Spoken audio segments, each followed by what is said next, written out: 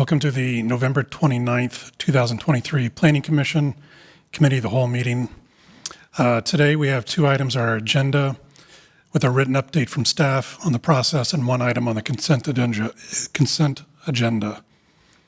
I'd like to make a motion to approve the consent agenda, if I can talk, consent agenda for TCZ 4923, which would send this back to the Planning Commission for the December 12th meeting.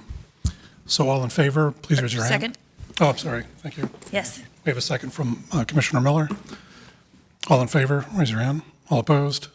Passes unanimously. Yep. With this full agenda, I'd like to ask for a focus with each discussion to allow us to get through as much of the entire agenda as possible. This is our last committee of the whole meeting before we send it back to the full commission on December 12th as required by the council. Let's see what I can do. To run through what we have to cover today, I would like to just show of hands how many people on the commission can stay here till 7. Most of us? Okay. So that's good. We'll probably have quorum up until then, with 2 others joining us soon. For today, we're going to review the building height, the NCOD. There are 28 requests to review, and then we'll need to discuss potential motions and recommendations for Z9222, comprehensive plan red lines, and send these out back to the full next Planning Commission meeting on the 12th. So I'm going to turn it over to staff for Ira Mabel to give us an update on the rezoning request. Good afternoon. Ira Mabel, Planning Development. So just before we get into it, a little timeline of what's coming up. This is the last committee meeting scheduled for these topics. So presuming you vote today to make some recommendation, that would go beyond your December 12th report of Planning Commission, report of the committee at the normal meeting, and that is your deadline. So you will take final action on the 12th. City Council has already scheduled the public hearing for both of these items to open on the 30th of January. And for the couple of weeks before that, we are scheduled our Ask a Planner sessions in Tarboro Road Community Center. Those will be published online and on our social media and the Gov Delivery and our normal ways we do that. And probably also in the mailed notice. Trying to get the mailed notice out as early in the window as possible, since I have the luxury this time to do that. So just a recap of starting with the rezoning request, Z9222 for 5.5 miles of New Bern Avenue. I'm going to jump right into last time. We went through some topics referred by council where staff was providing some additional alternatives for Planning Commission to consider. We did talk about and made a recommendation on historic properties, so I'm not going over that again. But one of those was building height, and there was a request from Commissioner O'Haver for some further work on that. So this is the zoning request as submitted. So this is for the properties east of, or west of, Raleigh Boulevard, proposing an increase in maximum building height to 5 stories in the dark blue, and then to remain at 3 in these sort of lighter kind of greenish colors. So that was what was the original proposal. So again, council directed staff to come up with an alternative for lower maximum height. The way we did that was looking at these criteria to determine what a different height might be. So like, is the property at the edge or the boundary of the TOD? So the TOD is all these colors. So is it at the edge? Consider those situations. And then the size of the site itself. So for that, we used the benchmark of the minimum lot size required in the UDO for an apartment building. which are typically the buildings you will see that are taller than 3 or 4 stories. So lots that are smaller than that would require some recombination. And then also then large lots, which was, in this case, we used half an acre. So this was the alternative that we generated. So there's quite a bit more 3. Well, there's some additional 3, so mostly here, some of these lots. And then a lot of 4-story maximums that didn't exist before. That's the sort of like aqua color. And so this was presented last time, and Commissioner Haver asked about neighborhood transitions and considering that as part of the criteria. So just as a UDO refresher, the UDO requires a neighborhood transition, and this is in Chapter 3 of the code, and that applies whenever a mixed-use district, so RX, OX, anything with an X in it, is directly touching a residential district, R1, 2, 3, 4, or 1, 2, 4, 6, 10, yeah. And only if that R district has one of these things on it, a detached house, a tiny house, attached house. So it does not apply to townhouses or apartments, but does apply if the lot is vacant. So that's what applies everywhere in the city. When the TOD is applied, part of that is still all true, but components of the neighborhood transition are not required. So there's 3 components of a neighborhood transition normally. They are Zone A, which can be different widths depending on the developer's choice and may or may not require a fence or a wall, depending. B is where you basically, it's often called a no build, so you can have other site elements like parking or lawns, but you can't have a building there. And then C, there's a maximum height that sort of goes up at an angle for some distance. So in the TOD, when these apply, you only have to do this Zone A buffer yard. So that's so the narrowest one you can pick is 10 feet with a wall, like a brick wall, and then plantings. It seems pretty unlikely given the size of these lots that the 50-foot, so that Zone A varies from 10 to 50. So again, it's up to the person to choose what they want to do. Given the size of these lots, the 50 seems unlikely, so most likely you'd see a wall. So went back and refined, and basically everywhere where the transition would apply, so where a mixed-use district is abutting a residential district, just subtracted 1 off the height again further. So again, this was before we did that, 3 sort of at the edges still, 4 in the core, so where it's not at the boundary, and then these 4s are on larger lots where you could have an apartment building.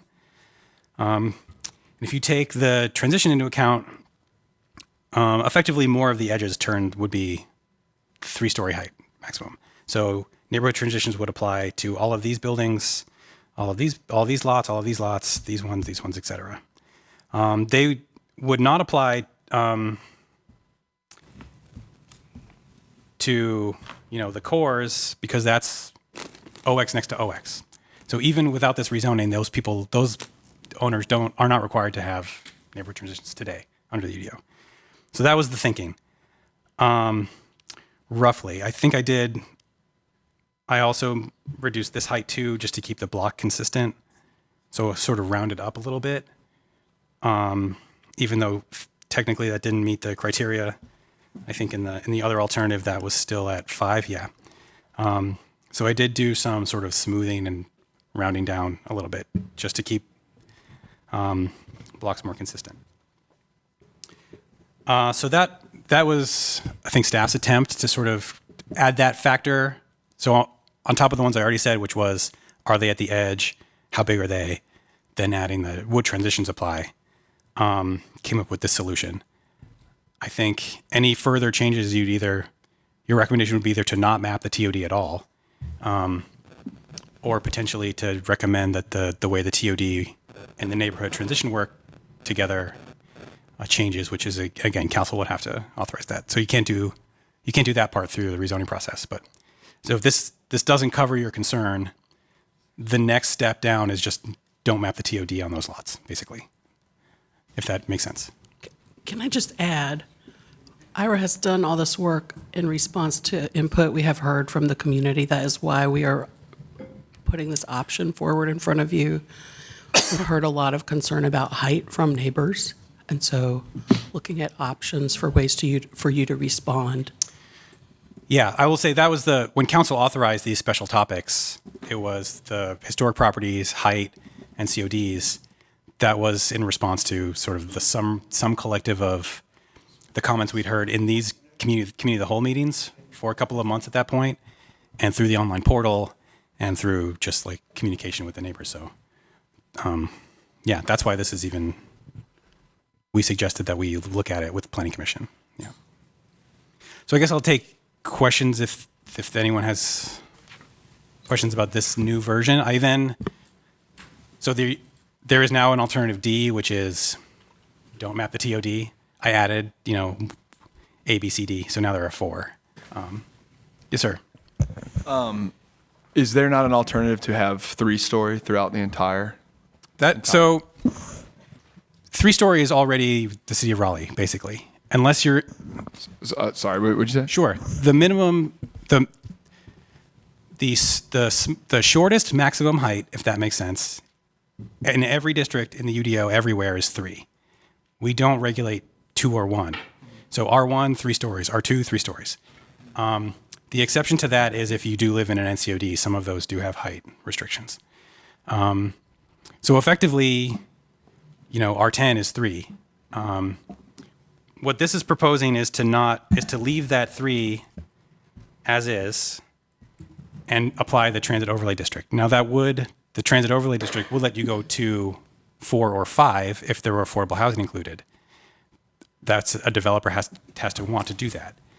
And so effectively, I think, leaving this as it's essentially 3 now. So what we're proposing is to leave it at 3 and these yellow ones and add the TOD. But the TOD would make it mixed use, correct? Yes, so the TOD does apply. It makes everything basically the RX district if it's not already. I would say in this area, they're already mixed use. So if I go to do I have a map of zoning? The only place that isn't true is I think some of these lots are R10. Mm-hmm. Everything else is mixed use. So this whole section is either office or neighborhood mixed use. I think this whole section is already residential mixed use. I'm doing this by memory now, but there is very little R10 that we're changing. There is some for sure. I have a slide somewhere that's showing you everything. And I may have a... I can look at it on great. IMAX. I guess to that as well, and we talked about this in a previous meeting on a totally different case, but there's an FTDO that already applies currently, correct? Yes. Mm-hmm. However, if the TOD is mapped, that is no longer an option for those people. Right. And then with the FTDO, the density bonus, as long as it's mixed use, would still be the same as a 3-story TOD, correct? The way the frequent transit development option works is there isn't a bonus per se. You do get smaller lot dimensions, so you can have more units. But there is a hard cap of 12. So no site that chooses to use, and that's an option as well, that's not a requirement. It's a 4th choice.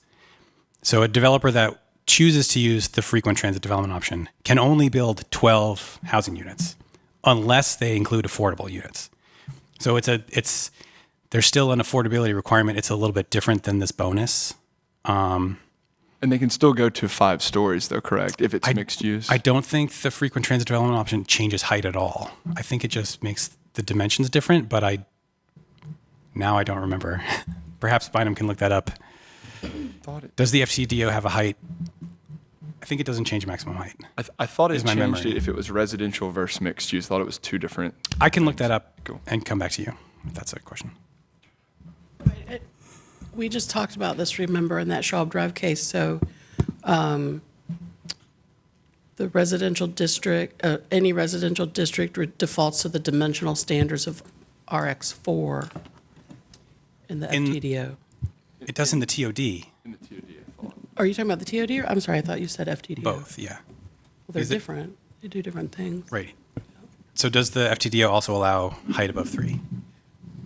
But There's a page on. I without, can find this. Hold on. it doesn't require the I looked at it today. affordability. It doesn't include the affordability requirement. This is on the missing middle page. For Raleigh.gov, it says, in residential districts, 20% of the residential units over 12 established within a development site must be affordable to households of 60% AMI. In mixed-use districts, properties zoned for maximum of 3 stories can construct an additional 2 stories if 20% of the Oh, bonus okay. units meet. affordable. Right. And okay. I'm sorry, I misspoke. It's RX3 with the TOD defaults to RX4 dimensional standards. Right. Yeah, okay. But Thank as you, far sir. as FTDO That sounds right to goes, me. it is Yeah. it is different.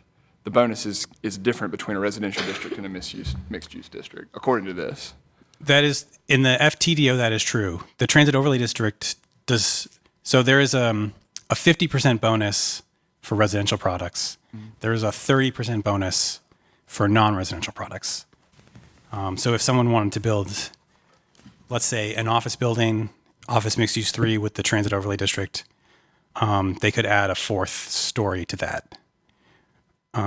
If they wanted to build an apartment building, they could add a 4th or a 5th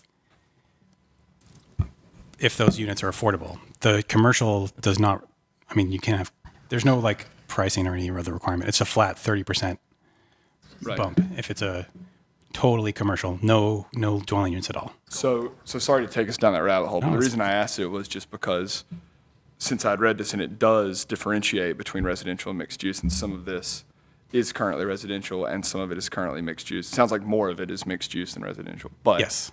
I think that's important to keep in mind when we're talking about this, and it's why I asked about the 3-story throughout, because it seems like if it was 3-story throughout, as long as it is mixed use, you're basically looking at the same incentive for a density bonus. When you're, right, when the base district is in this realm of 3, they probably are equivalent, I would, pretty close to it.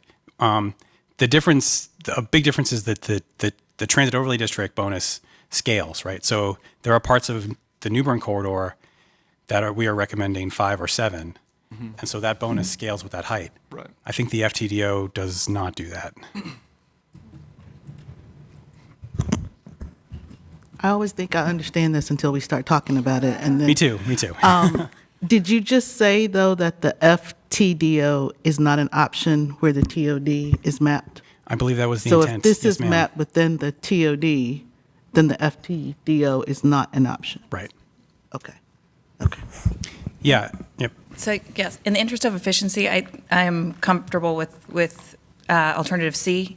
Does anyone else? I'm curious if anyone has a preference on B or C, or I know that we have a lot to get through today. Yeah. So the 3-story height along Newbern on the southern side, if they take advantage of the density bonus and go to 4 or 5 feet, that transition yard is the transition yard A is still applicable, Yes, sir. which is a minimum of 10 feet with a wall, and plantings are required as well. Right.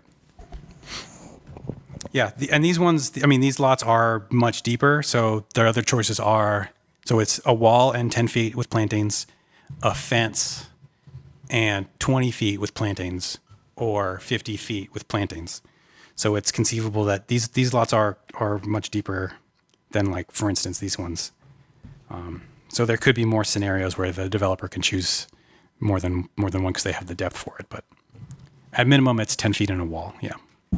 But so those the 3-story to the north there, the northwest, Swain Cook, Idlewild, those can also, with a density bonus, go to 5. Right.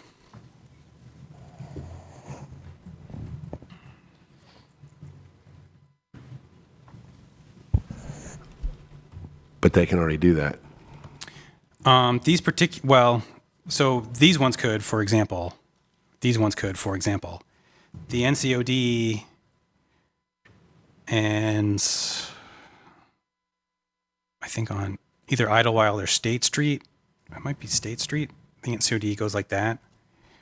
So if the TOD is not applied, then that's a hard cap at 35 feet or whatever it is. So like today, the NCOD is what's controlling the height. But like these lots, for instance, which are not in the NCOD, yes, those could go to. They could be 3 today, and with the TOD bonus, they could be 5, and in both cases, some transition would apply. I think it's important to remember that that's only 5 with the density bonus. And Understood. We're hoping that. we hope they this is take gonna it. encourage Yeah. that. But that still creates a condition to the north there where, especially on some of those lots that aren't deep, if those stay residential for any extended period of time and this catches fire and some of those lots are combined and they take advantage of the density bonus, that's fairly significant height, right? 10 feet away. I understand the wall and plantings, but that was my concern at the last meeting, and I appreciate, I know you and I have emailed a couple times and appreciate all the work that you've done since then. So I just, that's why I was hoping we could get to a point where there was, and I know it's difficult to get to a point to create some language where there are certain areas where the 5 is not allowed all the way to 10 feet of the property, but I understand the complications in that, but that's still my concern in those areas. The rest of them I'm okay with, quite frankly.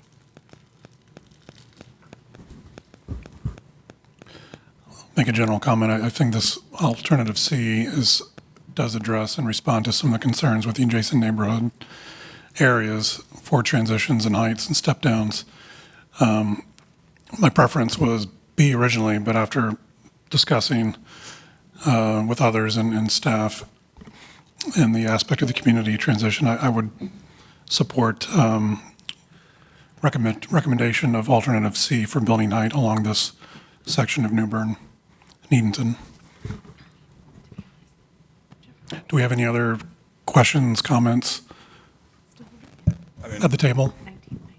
I would personally like to see D. I think if we have any chance of getting mixed income development here with affordable housing on site in these potential developments, it would have to come through doing it at 3-story.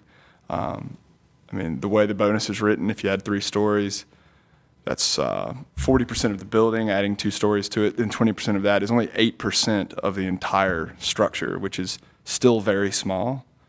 And that's the maximum of a developer could do. Like, that's the height at which they could provide affordable housing if they wanted to.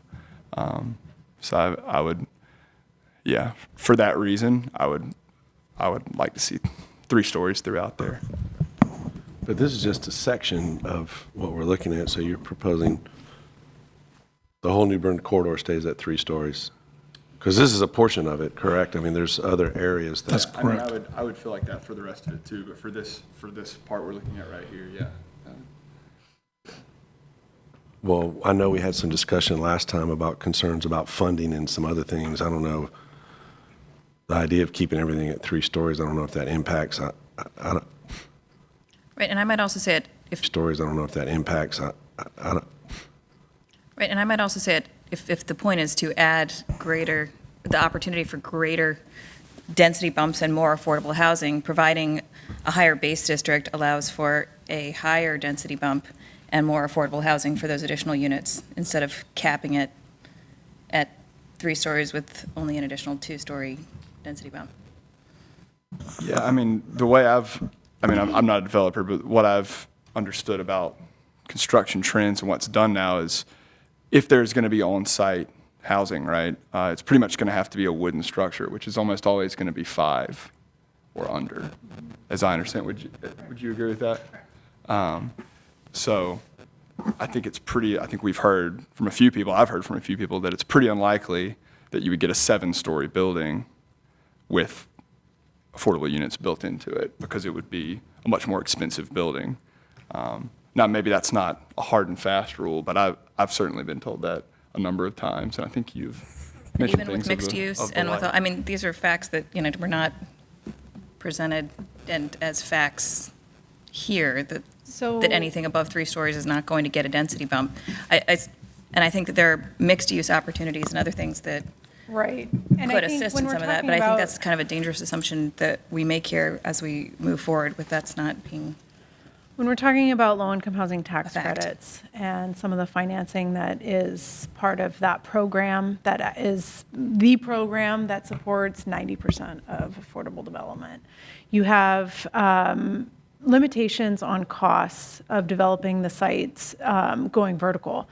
If you go over 5 stories, you are required to use Davis-Bacon wages, which increases to your budget. And then furthermore, if you go into above 5 stories, you start getting into steel construction, which also then becomes cost prohibitive from a low-income housing tax credit program standpoint. So all of that is cost prohibitive.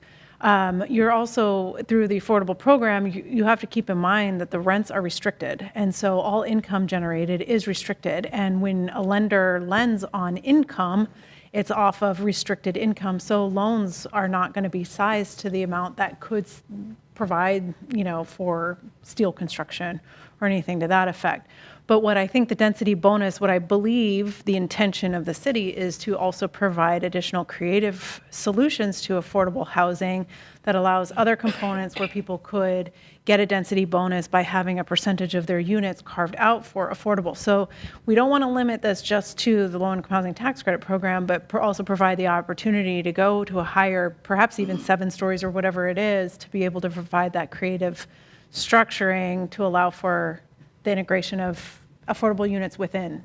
It won't be 100%, it'll be a percentage thereof. But, so, I mean, I am conflicted about, the height. I think we're generally okay. Some of the other tangential issues that I have with the NCODs are essentially, I believe that the NCODs were established here in 2004 and in 1992, which are both, of an era that is very different from 2023. And from my understanding of how NCODs are adopted, it's with a group of people that kind of get together and then draw a line and come in with a proposal. And if it's, if it's adopted, then it's applied. But some of these other parcel owners here may not have even participated in that NCOD process. So from the double layering, I'm not as supportive of the double layering of an NCOD and a TOD. So I think whatever decision that we make, I'm going to try to be more consistent of not having the duplicative layering of those two. thank you. And could staff respond to that concern that if anything is zoned over 3 stories, that it effectively will make it so that it is not, it's not going to receive an affordable housing density bump? Is this something that Yeah, so it is definitely staff true looked that at, or that the it could only be construction. steel and not Sorry, Nate. concrete or something else Yeah. at 7 That stories? is definitely true. In typical construction, there is a height point where you do switch methods, and it becomes more. You can no longer use wood. It's 5/1 or 4/1 or whatever. Usually a podium, and then what you call stick built for some 4 stories above that or something like that, 4 or 5. And so that is why you often don't see sort of moderate-sized buildings, because once you're going steel, you might as well go as tall as you can, because there isn't that sort of natural break. I think, and everything Commissioner Lampman says about LIHTC funding is totally correct. In this case, the idea of the bonus was that these people would not have LIHTC funding, right? So if we take Commissioner Peeler's math, rather than the subsidy for the affordable units coming from the government, right, coming from federal tax credits, the subsidy for those units comes from the other 98% of the units. That's how you actually get, or 92, sorry, whatever you said. So it's internally subsidized, right? There's enough market rate units to pay for the affordable. We think that the 50% bonus will get us there in the construction type that is not steel. So whether that is, 3 going to 5 or 4 going to 6, which I think can also be built that way. Part of it is still an educated guess as to what the uptake of the bonus will be. This is all still sort of economist estimation and construction estimation. I think, and no one at any point ever thought, even with the bonus, even if it were less units than we have today, that we get 100% uptake, right? A lot of these folks will just build and not worry about it and build 3 or 4 or 5 or whatever. So I think the question is, does keeping the height at 3 make more of those people choose to use the affordable units than they would if they had 4 or 5? I don't know. To be totally honest, I don't know the answer to that. I think there are quite a number, I can say anecdotally from property owners I heard from, will just build, right? So a lot of folks who have asked to be included in the TOD around this neighborhood, there are some that are farther flung. Take this as the third hand, and these folks, in my opinion, have not done like due diligence, right? They're just saying what they're going to do. If they don't get rezoned, they'll just build what they have. There isn't like a middle ground. It is, if it's R10, I'll build R10. If you give me RX4, I'll build that. And so I will say I agree, and the city staff, city council would like there to be more affordable housing. Certainly true. I think what came out of the sort of broad trend of transit planning for the past 8 years, let's call it, is there also needs to just be more housing in general. We need both and, right? We need more market rate housing in this area. People are still going to move here and want market rate housing. We need more affordable housing. So where is the balance between, keeping the market rate low to try and encourage affordability? Will that just reduce in less units overall in anyway? Because those folks weren't going to use the bonus no matter what you did. I don't have a great answer for you. I think anyone who does have a great answer for you is probably not being super truthful about how confident they are in that answer. So certainly appreciate the difficulty. I think I just rambled a lot without giving you sort of an answer.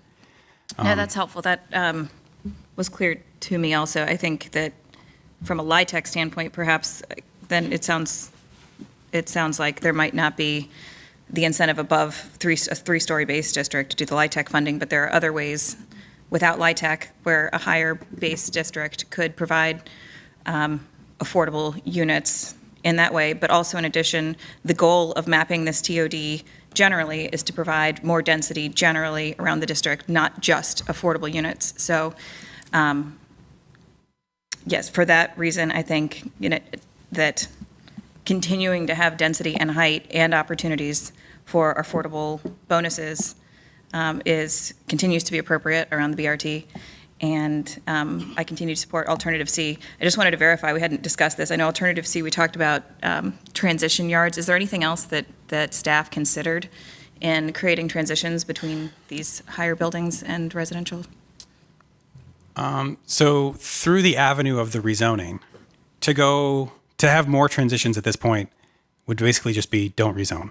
That's the next step down from a rezoning point of view. As I explained before, the TOD does sort of take away part of the transition requirements that might otherwise be there.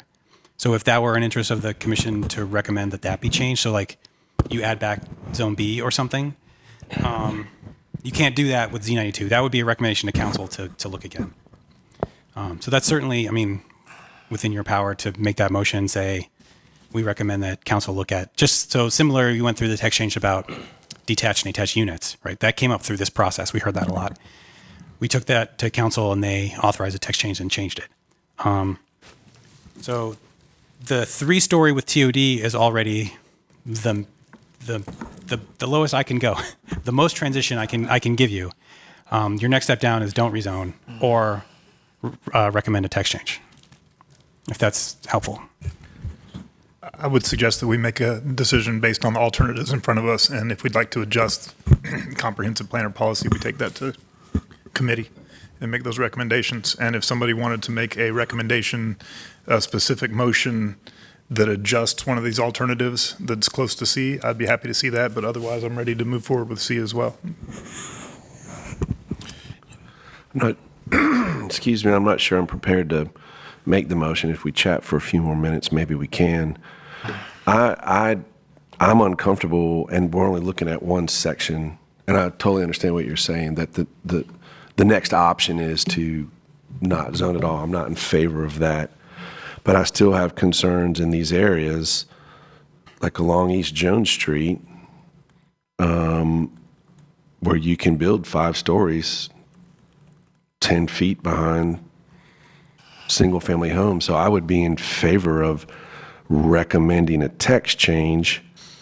I'm in favor overall. I appreciate the changes that were made to the other areas, and I'm comfortable with those in the core. I think that was great. I think that was a good solution. But my sense is there's going to be a number of areas like that northwest corner that I'm uncomfortable with thinking about removing the NCOD, which would restrict a 5-story building being 10 feet from the property. I think if we could, I'm a little nervous recommending approval with the suggestion that council put or consider a text change. But I think that type of solution I could get behind if the A and B yard, or if there was a larger buffer area.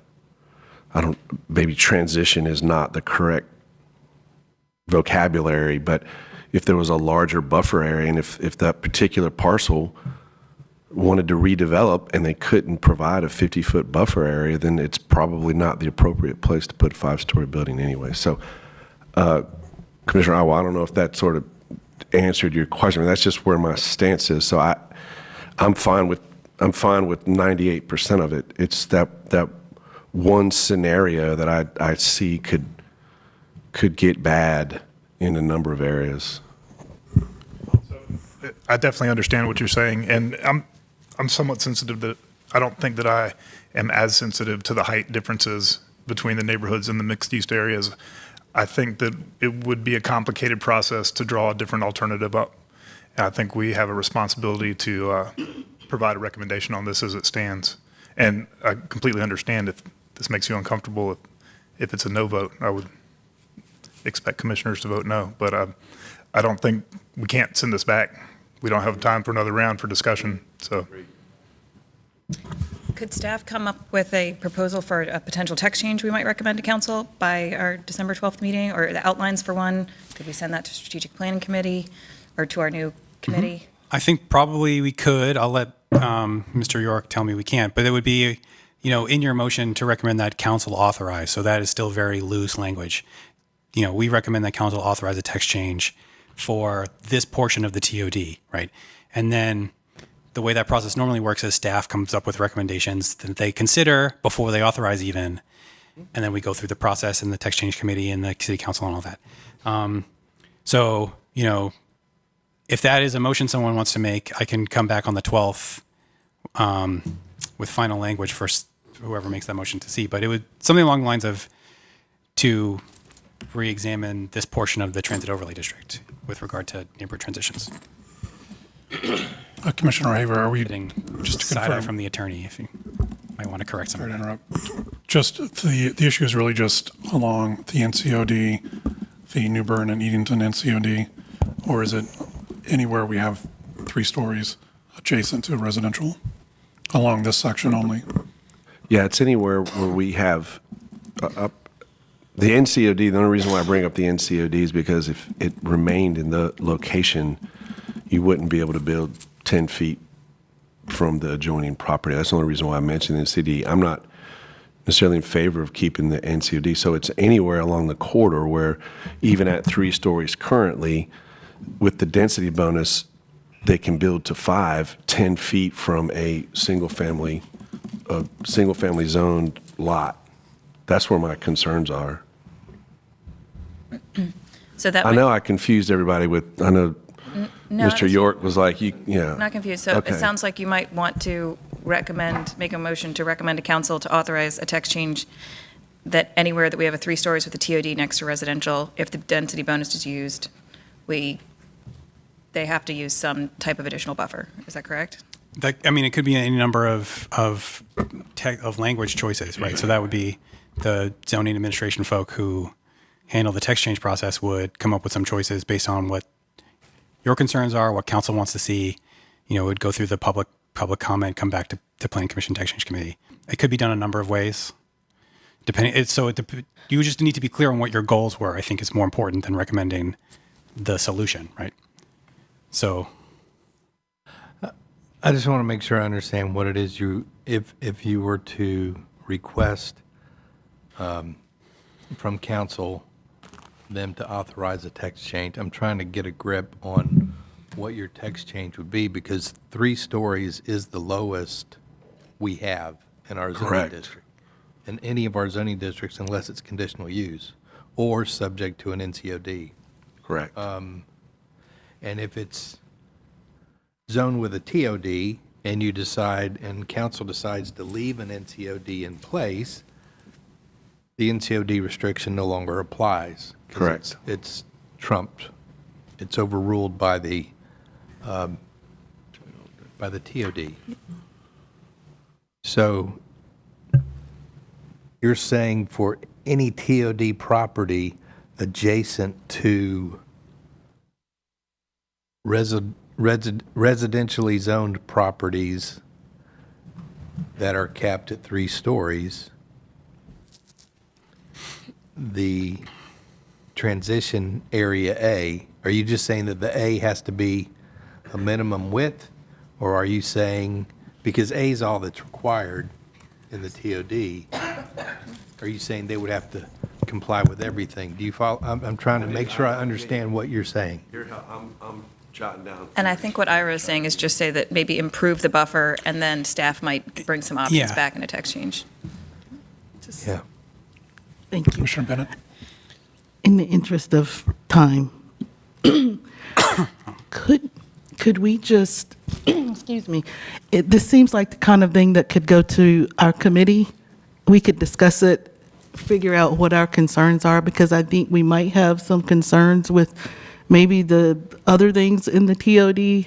If we talked about it in committee, then maybe there we could spend time crafting the language to request a authorization from council for a text change rather than trying to do it right now, because I would imagine it's going to apply to more than just this rezoning. Oh, yeah, if we change the TOD, it's going to apply to all properties that are zoned. Right. So would the commission be comfortable with us discussing it in committee and trying to work that out in committee versus trying to work it out as part of this? Here's what I'd suggest. Usually the planning commission looks at things that they're authorized by the council to look at. Just like we ask from the council the authority to study the policies behind the affordable housing map. So why don't we, between now and the 12th, staff will work up a secondary motion for the planning commission asking for authority to look into a potential text change to enhance, transition areas on the edge of the TOD. That sounds like what you're looking at. I would be fine And with if there's that. something else you identify later in the evening, we could add to that, but is that what you're looking to enhance the I think that sounds good, but again, transition? I'm over here feverishly trying to write down what the motion might be. If I don't have to do that now, we can continue to move forward, Yeah, and there's an I opportunity for think- us to come back and discuss it in more detail. I'm comfortable with that. I think there's no way the text change, given how long this process has gone, I don't anticipate your request for a text change to ever catch up to this zoning. So you're talking about zoning this property without whatever text change you're proposing. The text change would be a down-the-road fix. And so, yeah, I would say let's give staff an opportunity to try to come up with some language that you could include when you take your action on the 12th. Right, because we're just recommending that this go out to the full commission Today, we're with just approval, recommending it go to but, the so we don't need commission. to necessarily get into the details of the secondary text change, just knowing that staff is going to move forward on that for our next meeting. Yeah. Mr. Commissioner Avery, would you like to make a motion I think so. for moving this out to? Well, I guess it's not necessarily a motion. I'm recommending to move this out to the full commission with approval. What? What are we This. moving out? The Alternative consistency. C. Yeah, so just to sort of circle That's why I back. want to do that. Happy to make the motion. I will move this, make a motion to move this issue to the full planning commission with a recommendation that the planning commission recommend approval of alternative C in this case. Second. Any discussion on the motion? If not, Is right now also the right time to make a motion to ask council to authorize planning commission to study a potential text change about improving the buffers along the TOD? I would do that, too. I would do that on the spot. Okay, I will, well, just for the sake of this conversation, and my motion also includes a recommendation that the planning commission ask council to authorize the commission to study a potential text change about improving the buffers and transitions along the TOD, the edges of the TOD. I seconded that. So with that, any discussion on the motion? I think they need to be two separate motions because we may support the second one and not the first one. We may support asking council for the authorization to do the text change, but not alternative C. Gotcha. So Okay. could they So- be two separate motions? Yes.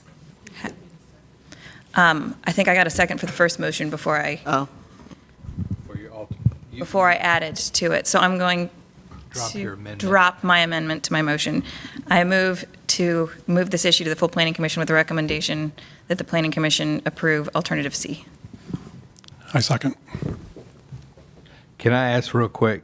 You're making a motion that the ultimate recommendation that the planning commission makes includes alternative C. Yes.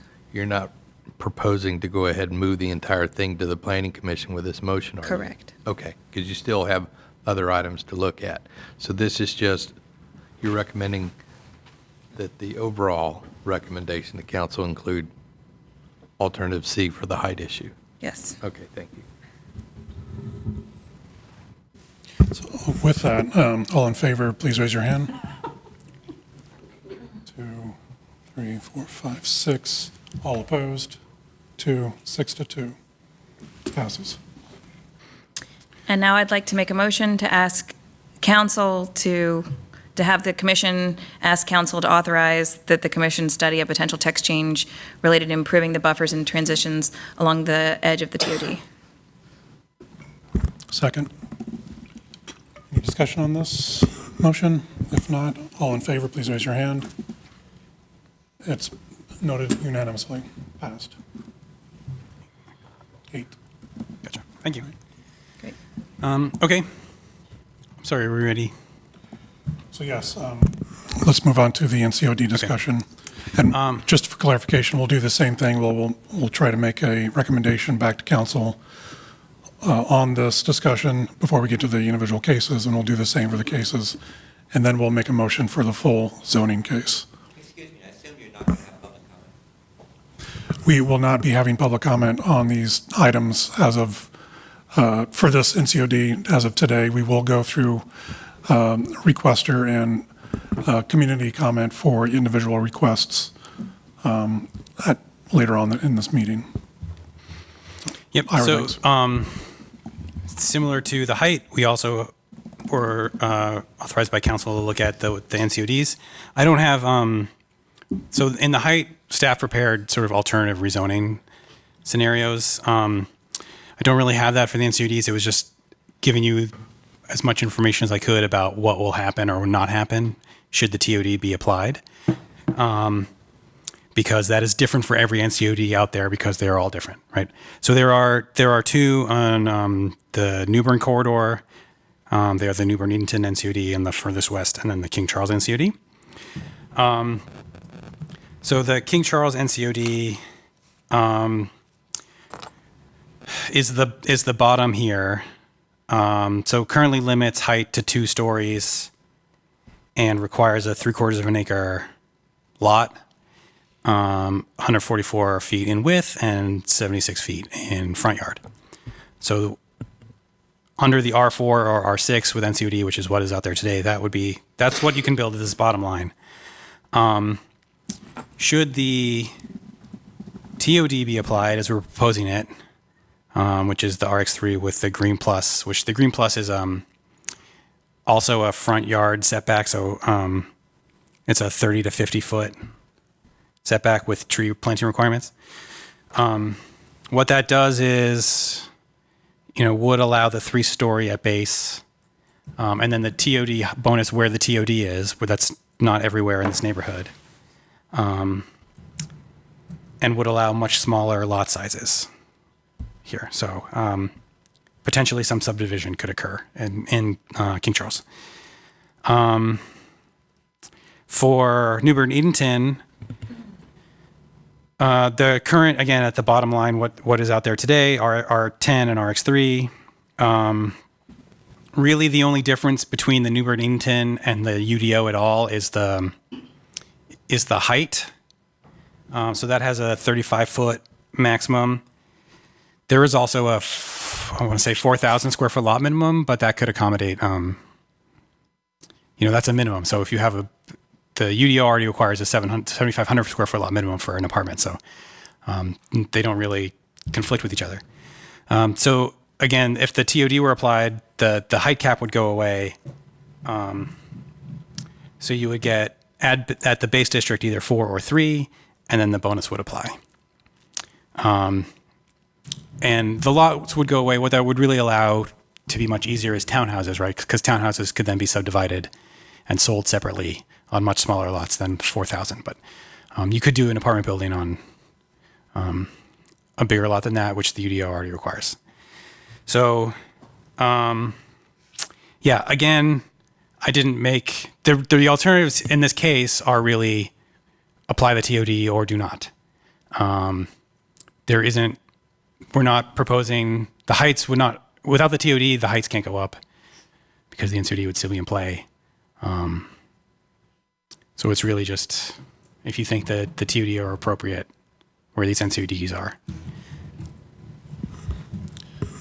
Thank you, Mr. Mabel. Bring it back to the table for comments and questions from the commissioners. Mr. Lampman? One of the things that I've spent a lot of time kind of researching the past couple weeks is the impact of a TOD on top of an NCOD. What value does the NCOD have then if it's left? So an NCOD for these two in particular, not some theoretical NCOD. I don't think there are any regulations that would still apply.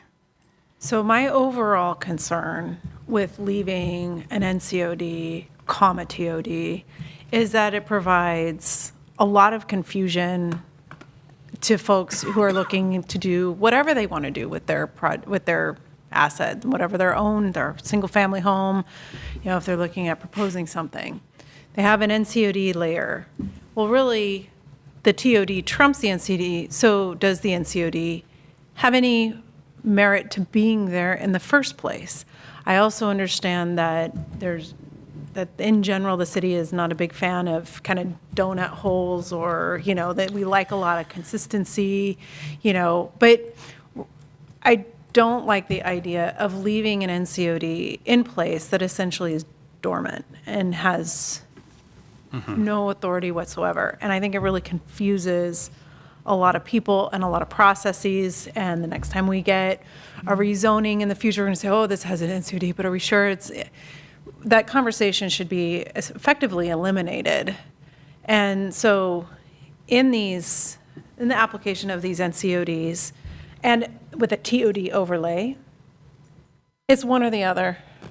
And I really think that the NCOD should just go away if anything is going to be applied with a TOD. I don't think it should be left. Mm-hmm. Yeah, so just to confirm, to do some UDO looking up on the fly. For the King Charles, I believe all of these are dimensional standards, which would be overruled, so to speak, by the Transit Overlay District. For New Bern Edenton, and I'm not the zoning administrator who would make the final call on what would be the rule to follow. It's possible that the building separation would still stand, but my guess is the side yard setback is already 5 feet, so it's essentially double counting. Or this would already be covered in the side yard. I don't know that for sure. I'd have to look up what RX side yard setback is, but like dimensional standards, so lot size, lot width, setbacks, those would be overruled. So you're stating that 9E would prevail? And why Possibly. is that? And that's because TOD is the silent TUD on doesn't that? speak to that. That's right. But I think, but the UDO probably already requires 5 feet, so 5 and 5 is 10. So probably it's not really doing much today. Again, a lot of these predate the UDO, and we have since adopted whatever standards we did for just the districts. Right. So I'm comfortable saying that both of these basically wouldn't control at all, based on the content of these two particular ones. There are other ones that you can control, like parking area, other things that the TOD doesn't talk about, that you can have an NCOD. For these two in particular, I don't really think there is any. I just wanted to confirm that. Not from memory, but looking at the page. Yeah, and I do think that with these two specific ones, again, I understand the King Charles one was put in place in 2004, which again is a different experience than we're having today. And then the New Bern was in 1992, which again is a very different experience that we're having today. I don't like the idea of both being in place. And I would really encourage us all to consider the implications of when a rezoning comes to us that's in a TOD and then there's an NCOD. We're going to have, another robust conversation about it, and the NCOD does not apply. I think it would behoove us to tackle this cleanup now than allow it to go forward with the double layer. So Commissioner Lyman, are you saying that if we apply the TOD, we would not do either of these options specifically? We would say that it would be RX3GP with TOD only and not with NCOD Correct. plus TOD. Correct. For The both. NCOD is a moot point. Okay. Thank I you. would support that. I think that makes it clear. I think it supports the density that they're trying to achieve along the BRT. And it clarifies what should happen there in the future. So I just want to say Miller. thank you. I agree with you. I think you described that very well. And I just want to clarify, this is, if we are voting for the TOD, then we would remove the NCOD. Correct. And what this is not, what we're not saying is that in all cases, TOD should trump NCODs when we're making rezoning decisions. Just if we vote yes on the TOD, then I think if we've we come to the remove determination that it is a NCOD moot in these point two areas. and that NCOD does not have any applicable nature, then after this TOD, then we clean up the area and make it simplified for ourselves in the future as well. Thank you. Yeah, I agree. I think that makes it far more transparent to the property owners and to the neighbors what's actually happening there as well. So, unless there's any other further comment in the interest of time, would anybody like to make a recommendation? So, on so this just so I particular understand item? what's happening here, because I'm not sure if I do. That we're saying whenever a TOD and NCOD would overlap Not in every In- case, in these cases. in the New Bern corridor, Correct. it would remove it automatically. We should remove it automatically. Is that And our saying, vote. wouldn't that have to be like a text change to do that? No, that would be within the power of council to, in this part of this rezoning, if they wanted to. Yeah. I guess my concern with that is it opens, maybe it doesn't if we're just doing it that way where it doesn't do it as a text change. But my concern was that people would go in then to request a TOD in places, individual places, not a whole corridor, obviously, to get their NCOD removed for a different reason. I don't know what that reason would be, but it's just, it seems like it would be weird to have a, Well, and I think in those In an cases, we if-then would, sure, situation. and I think we would need to understand each of those cases, and they would have to go through the rezoning process in order to have that achieved. So you're correct, that could happen, and that is what the rezoning process will help uncover. Yeah, and for some historical perspective,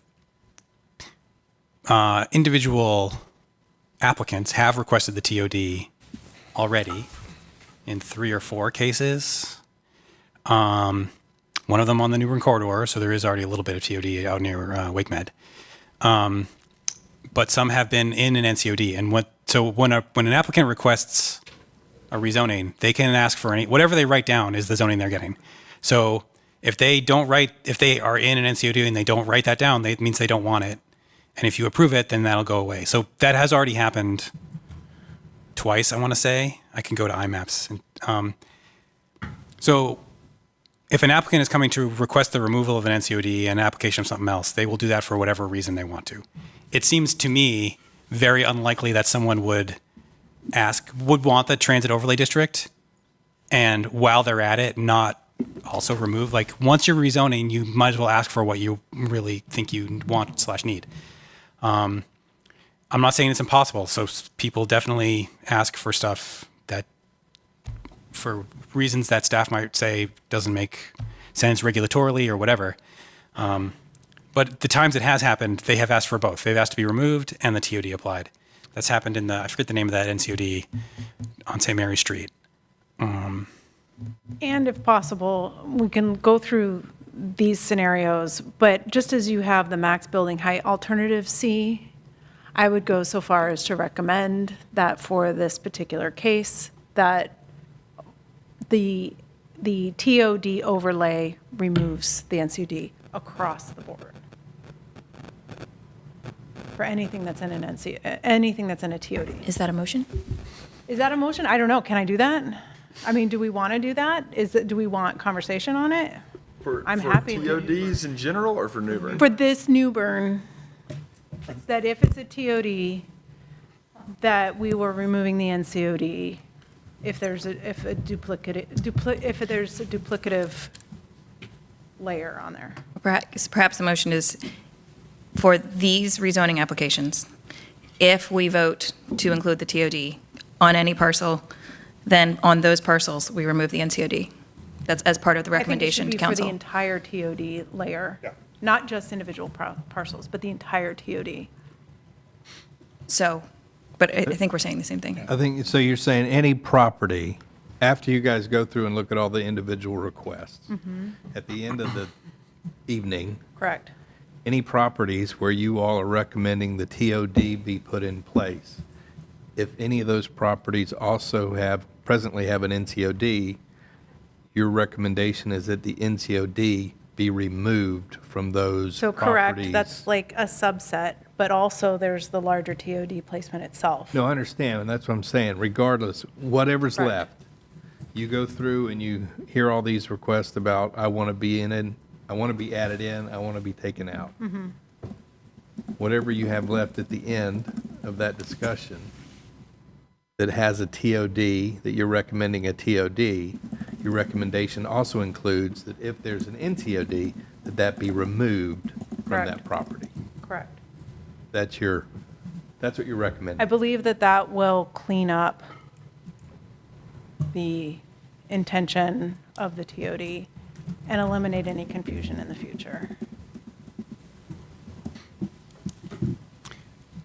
To just, for the benefit of commissioners who might not want to vote, so that would be sort of procedurally, yes, we agree, we don't want to avoid confusion. What I'm not hearing you say is, I think we should map the TOD necessarily where Correct. staff has said.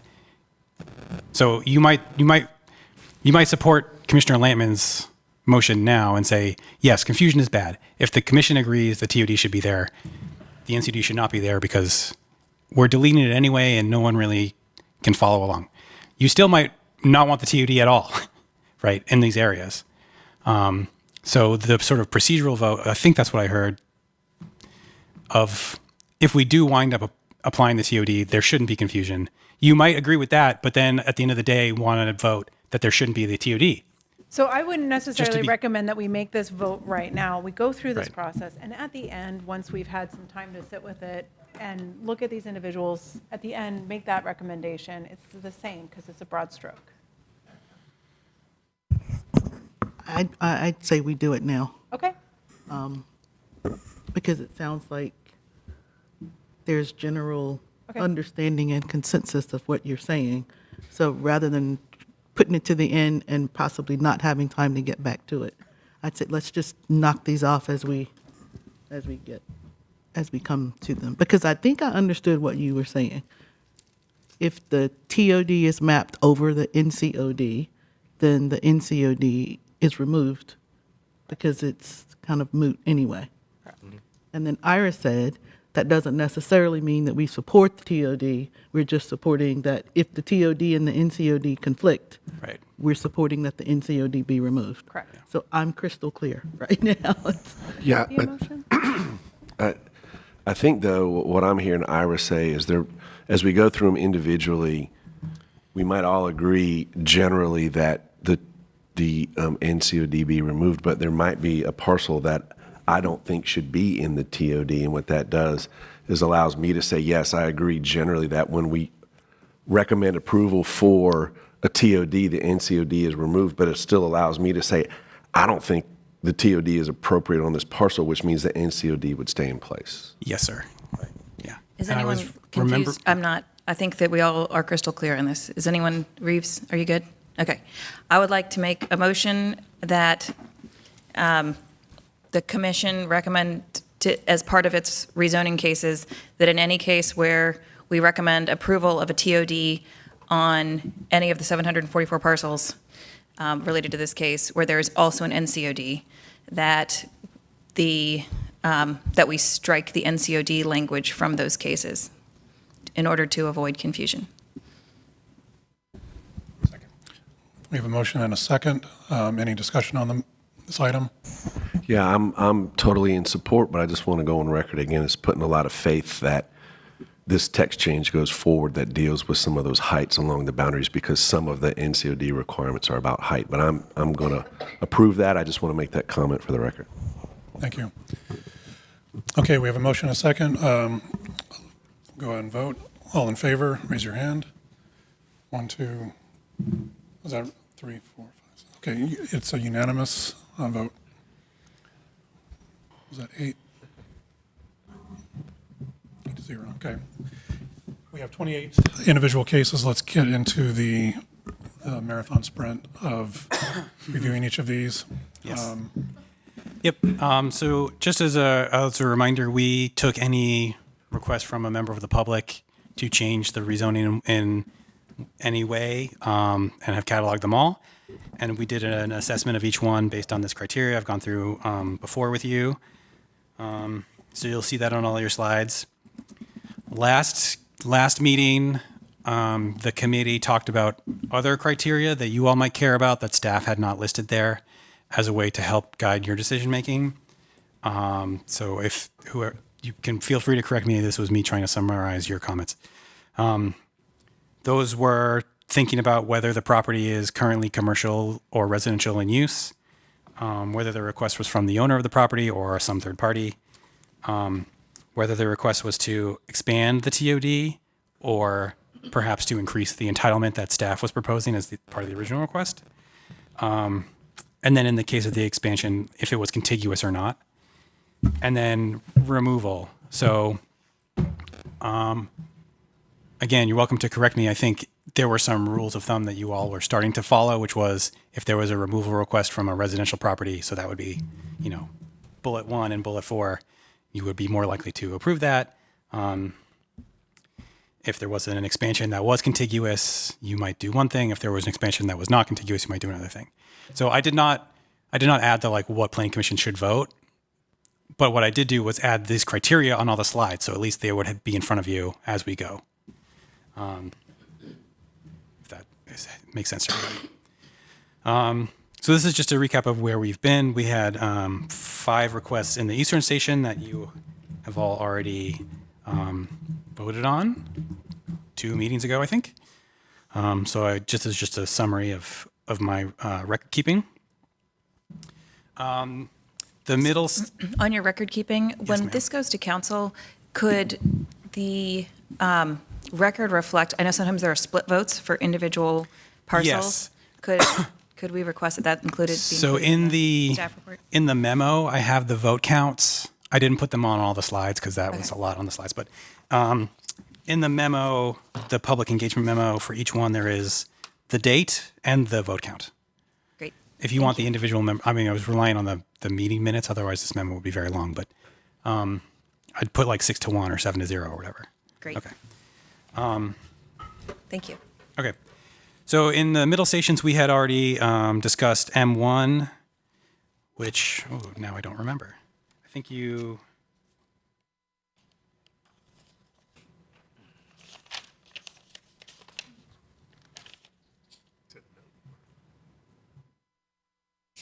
I don't remember. It's on a slide somewhere. We'll get there. Voted for denial. That's right. That was an increase in entitlement. So M1 was this area. So the same property owner had a request called M2, which is the corner they own. So it's the same property owner. They own these 5 parcels, was one request, and then these 4, and then those 4 was another on the corner there. So the proposal from the Z92, so this is an increase in entitlement. That's the request from the property owner. Z92 proposes RX7 and CX7, and they are requesting CX12. They're all undeveloped. And the recommendation based on staff criteria was to accept. I can't recall what you were leaning towards for increasing entitlement from last time, but I think it's case by case. yeah. And before we get back to comments, for each of these cases in process, I would like to offer comment from the applicant or those in favor and also those against. And I'll try to keep it brief. I don't see a lot of people in the audience. 2 minutes each side. So for M2, is there anybody here for M2? Okay. Bring them back to the table. Commissioner Lampman. So this is increasing entitlement, essentially increasing the height for this, right, to 12? Yes. Was notification provided to the surrounding residents? Oh, so yeah, to recap, we had that discussion last time as well. The short answer is no. I think what staff had offered last time, and I have started working on since then, is that we know that the public hearing will open on the 30th. That requires mailed notice. So for owners of the property owners and residents within the transit overlay district get one letter that say your property is included. People within 500 feet who own property or who rent property get a second letter that says you're within 500 feet. What we had said that staff would do is there would be a third letter that says you are next to or across the street from someone who has asked for something, and the number of that, the M2. So they would get notice before the public hearing so they've already gotten a letter theoretically some months ago when you all started. They would get a new letter that says, what we sent you a while ago might be different now. That was sort of what we could offer to do it that way. And we said we would make a recommendation to send those to council with no recommendation, right? That's correct. Yeah, so Commissioner Miller can correct me because I believe she had the notes on this, but there was if it was not contiguous to be added, you were more inclined to just vote denial. If it was contiguous, you were inclined to say no recommendation. Right. If they were residential and asked to be removed, you were inclined to grant that. I can't recall what the increase in entitlement sort of. We're looking at those on a case-by-case basis, and basically, if it was exceedingly uncomplicated and didn't need its own rezoning application, then perhaps we might also vote for, the no recommendation. That's right. With approval. I'd say this one in particular, I don't fully understand without pulling up IMAPs, the conditions to the north and east and west, or what the other, just what the neighbors look like. Yeah. It's an increase in entitlement that will be next to a residential neighborhood to the east, and it's increasing from 7 to 12 stories. I think this is complicated enough for me that I would want a full rezoning case on this as opposed to. That's fair. So if any further discussion? Yep. Yeah, I mean, I agree with y'all. I also just was curious about the accept recommendation, because I'm looking on IMAPs, and it looks like about half of it is a flood zone. So I was just curious how. Yeah. how it So would be recommended. part of that thinking was, well, for starters, the conditions to the east, they are the same property owner. They're asking for two different zonings, so it did seem likely that they would They are, but also our consider each other. M1 was a request to change that, and they Correct. identified that it's existing naturally occurring affordable housing to the east, and that they might also want to redevelop Okay. that I at don't some recall point. that. And so I know that that is to the east. Yeah, I think Um, more the more weighty sort of assessment was there was already approved 12-story zoning. Ooh, IMAPs. Here, so directly, or like catty corner across the street with the transit overlay district, I think. That's the one on the New Bern corridor earlier that I was referring to. That had the TOD already applied. Yeah, that case. So given previous assessment by Planning Commission and Council that CX12 TOD was appropriate over here, that sort of skewed towards accept for it to be appropriate over there as well. That doesn't mean you have to agree with that, but I personally think this is probably an appropriate rezoning yeah. to come for a full rezoning case. Right. I'd like to recommend denial. Second? Oh, was that a motion? Sorry. Yeah, move to deny. Okay. Second. Second? We have a motion to deny and a second. Any discussion on the item? If not, we'll vote all in favor, please raise your hand. 1, 2, 3, 4, 5, 6, 7. All opposed? 1. Okay. Passes 7-1. The reason I oppose is I thought, my understanding was, and it's passed, that this would be one that we would vote out with no recommendation. So that's the reason why I voted denial. Okay. The next is M3. So this is to request to be included in the rezoning from the property owner. So the current zoning is R4 with NCOD, and the request is to be RX3 with NCOD. So the transit overlay district. This one is, so there is transit overlay district stops here. So to the east, we are proposing the TOD. Wow, that was hard. And then you might recall there is a gap where we're not proposing the TOD. So the final station spacing was farther apart in this part of the corridor than elsewhere. So there is a sort of a break in the TOD.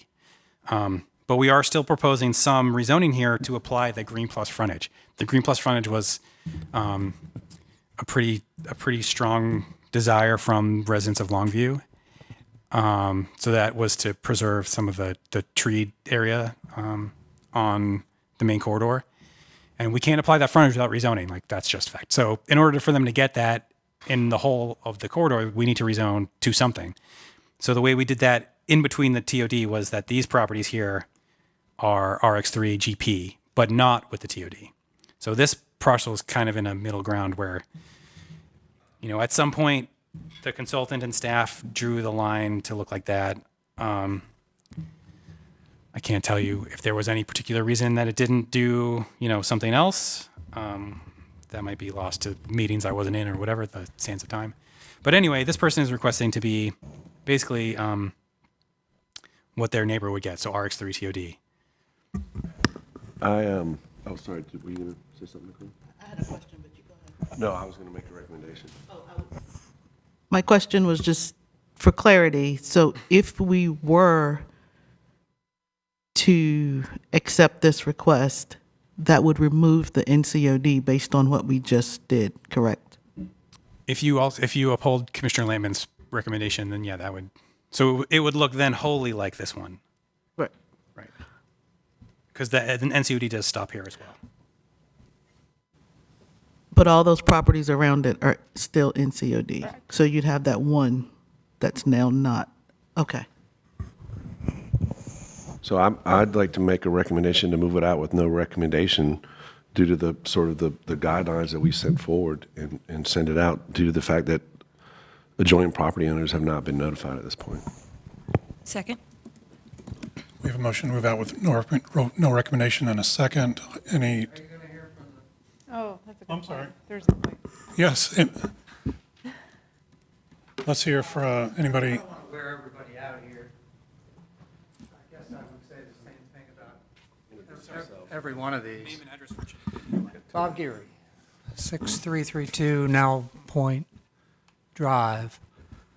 I do not understand how you can send a rezoning case forward when it hasn't had any proper process at all, and tell the council to consider it, even though we don't recommend it, and we're not recommending approval, and we haven't really studied it.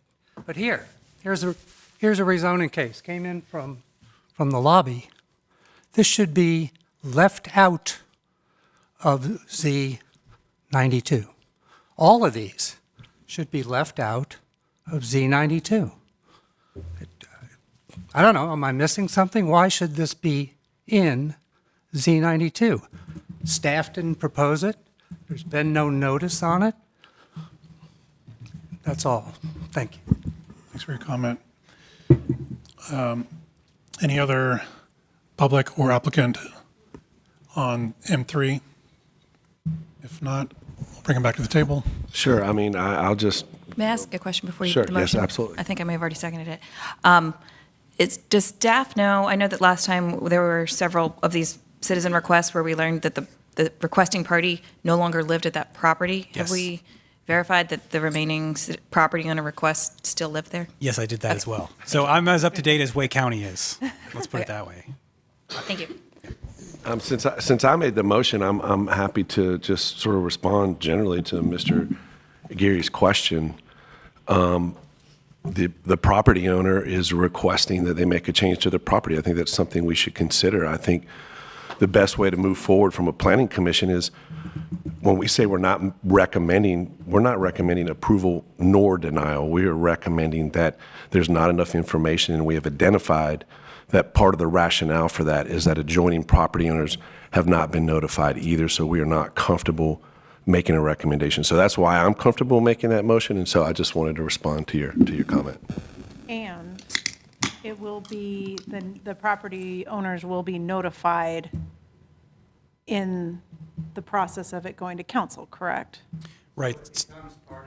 So the intent was like these property owners / tenants, depending, would get a third version of the letter that said, Mr. Salem requested 101 Pear Tree to be included. So they would get that information. And this goes back to Chair Miller's comment that since this is a simple, they've already been educated as to the TOD and what it means, that this is a simplistic, this is not a full-blown rezoning. This is a simplistic add to the TOD, correct? Let's keep we're discussing at the table, please. Let's keep the comments in the audience. Staff is also going to hold additional Ask a Planner sessions, is that correct? Between now and Yes, right. council? Yeah. So there'll be an opportunity for neighbors to speak with staff as well. Thank you. So again, we have a motion, we have a second. I would like to comment that even if we send it out as no recommendation, my personal opinion is that the right property would meet most of our other criteria going forward. So I just want to throw that out there as part of the record, if it helps council. So with that, any other discussion on the item? If not, on the motion, all in favor, raise your hand, please. 5, 6. Okay, unanimous. Thank you. Okay. So moving just slightly down the street a little more. This is a request to remove from the rezoning from Ms. Johnson. She has spoken previously when we were at the convention center, I believe. She owns, I forget which one of those properties on the north there, and did not think that the rezoning this block was appropriate, so asked to be removed for the entirety of the block. I'm sorry, so Ms. Johnson put in a request to remove other people's Yes, ma'am. parcels? Well, again, there's been no notice extra in any way other than when I have someone's email address, I've been emailing them that these meetings are happening. They often reply to me and ask what's going on, and I say what's going on. But there has not been official, we have not done mailed notice again since the Planning Commission review started. Even with that, I mean, a single property owner is making a request for the entire block, and she doesn't own the entire block, right? So then my recommendation would be to deny. Yes, correct. Second. Okay, we've, Do we need to open for public comment on this one as well? anybody, I'm sorry, good point, thank you, Commissioner Lampin. Anybody here for M4, please? Okay, I just have a question that might apply to more of these. Could you state your name? Are you discussing M4? Yes, my question applies to this one as well as the one before it. I'm Kim Underwood, and I live in the Edenton corridor, 537 East Edenton Street. My question is based on the conversation, and I didn't get here until 4:30, that you guys have had about the NCOD, which my neighborhood is an NCOD, and I understand what you're trying to do with the confusion part in the future. But for right now, what you've done with Mr. Salom's property, as well as it looks like would happen with this one, is they are not aware of we're going to get rid of the NCOD if you ask to be rezoned or if the TOD applies to you. Like, that sounds like a change. I was told differently since last February when I got involved in this, and I'm not as up to date as I used to be. But I find it that to make decisions here when the decisions being made don't match, they've asked, the one before this said Mr. Solom's property, he wanted the TOD with the NCOD. And what you've discussed here today is different, so property owners aren't aware of that. I know that my neighborhood primarily, many of them want the NCOD for various reasons that y'all have probably heard over and over again. But this seems like a much bigger deal, and the only other piece to this that is circulating along this whole corridor, including King Charles, I'm Hungry Neck, NCOD, is that this idea of a text change is in a rezoning, and so the residents are upset that a simple text change, which is done by staff, and remember, I'm just a resident, is different than a rezoning, which requires city council. And so that's the information out there right now. So combined with what you just discussed when I first arrived with, we'll get rid of the NCOD if somebody opts in to the TOD or the TOD's applied and they didn't want it, which is still the case with many residents. That combined with the fact that these are going to be like text change instead of, this gentleman sounds like he's much more of an expert than I am, but that it sounds like a big full-blown rezoning to me. So I think in the effort to eliminate confusion, you're going to create a whole lot more. And I felt like we were being heard and maybe some progress was being made. But I'm scared and more confused. So. Thank you for your comment. Bring it back to the table. Any follow-up comments or questions? Mr. York. Mr. York? Well, I was just going to say, the whole thing we're discussing is a map amendment. And so it's all one zoning case. And the review process we're handling here is the same process we used in prior TOD applications. It's the same process the city council and the planning commission used when the new UDO was adopted and they remapped the entire city. Individual property owners made requests during the review that the proposed zoning of their property change from what staff recommended. And so the planning commission went through those one by one, reviewed them, made similar recommendations you are.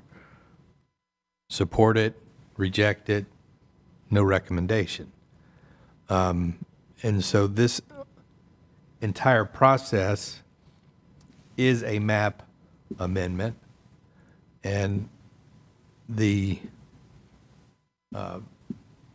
all these meetings, we have tried very hard to make sure that every meeting has been noticed to the next meeting and so forth.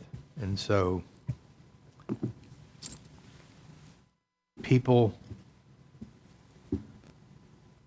should have been able to follow at least when the meetings were going to occur to discuss this. And yes, there's a lot of meetings and it would take a lot of time to stay involved with it, but there are ways to stay involved and know what's going on. But anyway, this is the same process the city has used since we remapped the entire city in 2013, 14. I would just add to that that the online engagement portal remains open so that folks can share input there, and it will remain open through your review and leading up to the public hearing. Ira reminded me yesterday that we had agreed to leave it open until about 2 weeks before the public hearing, so that once the letters go out, the portal would be open for a period of time after the letters went out. So just wanted, to David's point, we are doing everything we can to make sure that folks can follow the process and have information as circumstances change. And another point of clarification, text changes are rezonings. They're just changes to the text of the zoning code of the UDO, and they are authorized by city council, reviewed by staff, reviewed by the planning commission, a recommendation. As you know, the planning commission makes recommendations on text changes, and then they go to public hearing at city council, all of which is noticed. And if the so it's text changes have a different notice than map amendments because they're citywide, but they still go through a notification, public hearing, publication, and opportunities for the public to speak on those. So nothing ultimate is approval done by by council. staff unilaterally. And ultimate approval by council. Correct. And just to be clear too, the only text change we are talking about here is to just study how to improve buffers and transitions on the edge of the TOD. There's no other text change that would affect the rezoning. Thank you for the clarification, Mr. York. Any other thoughts? I think we have a motion. Yeah, I just wanted to point out, I do remember in the first committee of the whole, Ms. Johnson did come and give public comment to that, if I do remember, about this in before. That's all. But I am curious, what I heard Ms. Underwood say was, and I think we discussed this on the sort of the flip side of the coin, is there a need to send notification to a property owner that is opting in? Now, let's see. Okay, so we're going to, individual case, we're going to approve the TOD. We've discussed tonight that the NCOD is removed. Has that been communicated to that property owner? Because that is a decision we're making here that probably was not communicated in any of the processes prior. I don't think there'll be an issue with that, but I think her point is well made that we are making decisions without notifying the property owner and the public, and we've tried hard to make sure we do that in other cases. So I see, Mr. York. Right. So I will say we did the plan that involved a year of stuff and work, and we came with this recommendation that staff proposed at the end of that plan. There was a map at the back. Once that turned into the rezoning, this is the venue for discussion. So there was mailed notice that we were going to have this discussion. I have kept up as much as I've had contact information for everyone to keep telling them when you're meeting. Now, I do understand it's hard for people to meet, granted. The next point of contact where there is like comprehensive wide notice is the hearing. So we've said I've committed to a third letter. Also, all of the recommendations you're making will be on the project page. So I have already started that. If you've ever been to the project page recently, the MW whatever, that's already listed there. Any other sort of blanket recommendation you make, such as heights or HODs or whatever, will be there. So I will link to the full. So the stuff will be online. There's reference to that in the, I probably will fit it in the letter if I can fit it in the real estate of the letter, that you said things. This is the venue where you're making recommendations. And so when you're done making recommendations, we will staff will do our best to notice everyone what those are. There's really no way for me to notice what you're recommending until you say it out loud and vote on it. So I don't know what you know what I mean? And so the next point in time for that is council. And then it is sort of up to council if they think that was sufficient or not. They do have more leeway than you do, right? You have a fixed amount of time. They do not. So a little bit up to them to determine, was everyone fully understood? I will say, based on what I've tried to, I think people who want to be in an NCOD, who are comfortable, who want the TOD, who I've spoken to, I've tried to get to understand how those work, right? Like these rules apply, these ones don't. That is always my job, is to make sure everyone at least understands what we're talking about. Okay. Thank you, Ira. I noticed on social media, for example, there are all these posts about what's coming up with BRT, for example. I think it's really great that you are summarizing what we're doing on the project page. People might not know that. Yes, Is ma'am. there, in your, like the little planning blurbs that come out, could it just say, hey, for the latest on blah, blah, blah, go to the page, just so people know to look at the page? Because if someone isn't watching this meeting, they might not know to check the page to see Yeah. because I think that is a great resource. And it would also clear up a lot of misinformation, because the misinformation that I hear like blows my mind. And it's frustrating because I know people are, legitimately concerned about some of these issues, but then there's just a lot of misinformation out there. And so if people could be directed to the page where these decisions are being summarized, it might clear up some of the misinformation that's going around. Yes, ma'am. Yeah. Yeah, we will use we have a Gov delivery. So that's an email service, planning, and also city social media accounts. I will say the BRT folks, so the transportation and engineering services, are also doing stuff. They're currently in the midst of a 5-week or whatever. We don't always do great at cross promoting each other. Oh, I just want to say, to Ira's earlier point, we can't really tell people what you've done until you do it. Yeah. And so part of the strategy between your action on the 12th and the 30th will be those Ask a Planner sessions, the mailed notice. There will also be social media that goes with that, pointing people to online resources to help them get information, pointing them to the portal, pointing them to summaries of your actions. But we're not at a place where we can tell people what you've done yet, because you haven't, there's not been a lot there's not a conclusive, you made some decisions at one meeting and then the next meeting you changed your minds. So we're kind of waiting to get to a point where we have a concluded story of your effort to talk with the public about. All right. Trying to get us, we have an hour, I think, by my estimate, to get through another 24 cases. So I want to, On this one, let's get back to this one. M4. So I wrote down Ms. Bennett recommended denial, if that is still the case. Yes, I think we have a recommendation in a second, and then we discussed. So I think all approve. Raise your hand. It passes unanimously. Sure. Who is the second for minutes? Oh, I'm sorry. One thing I will say is I do have Ms. Johnson's phone number. I have spoken to her on multiple occasions. I will try between now and the 12th. If she wants to request for her own property, you might get an M, whatever we're up to, for just hers on the 12th. If I can reach her about that.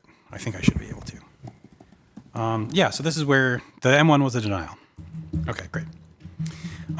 Continuing down the middle station area. So now, this was the last one, Ms. Johnson's request outside the TOD. Continuing, moving westbound. Some of these were applicants present last time, and you did make sure to give them time at the podium, so you may have already voted. These are the remaining ones. This is actually a new one. Ms. Tavares operates this church, and it actually came into my floor confused about trying to get a permit. She would like to expand her church. Anyway, I gave her many options. Her ultimate option was to, through this venue, she would like to expand her church and would like the TOD to do it, is the short answer. So she's not asking to be increase entitlement or anything. She just wants to make sure that you approve rezoning her RX3 TOD, basically. Sorry.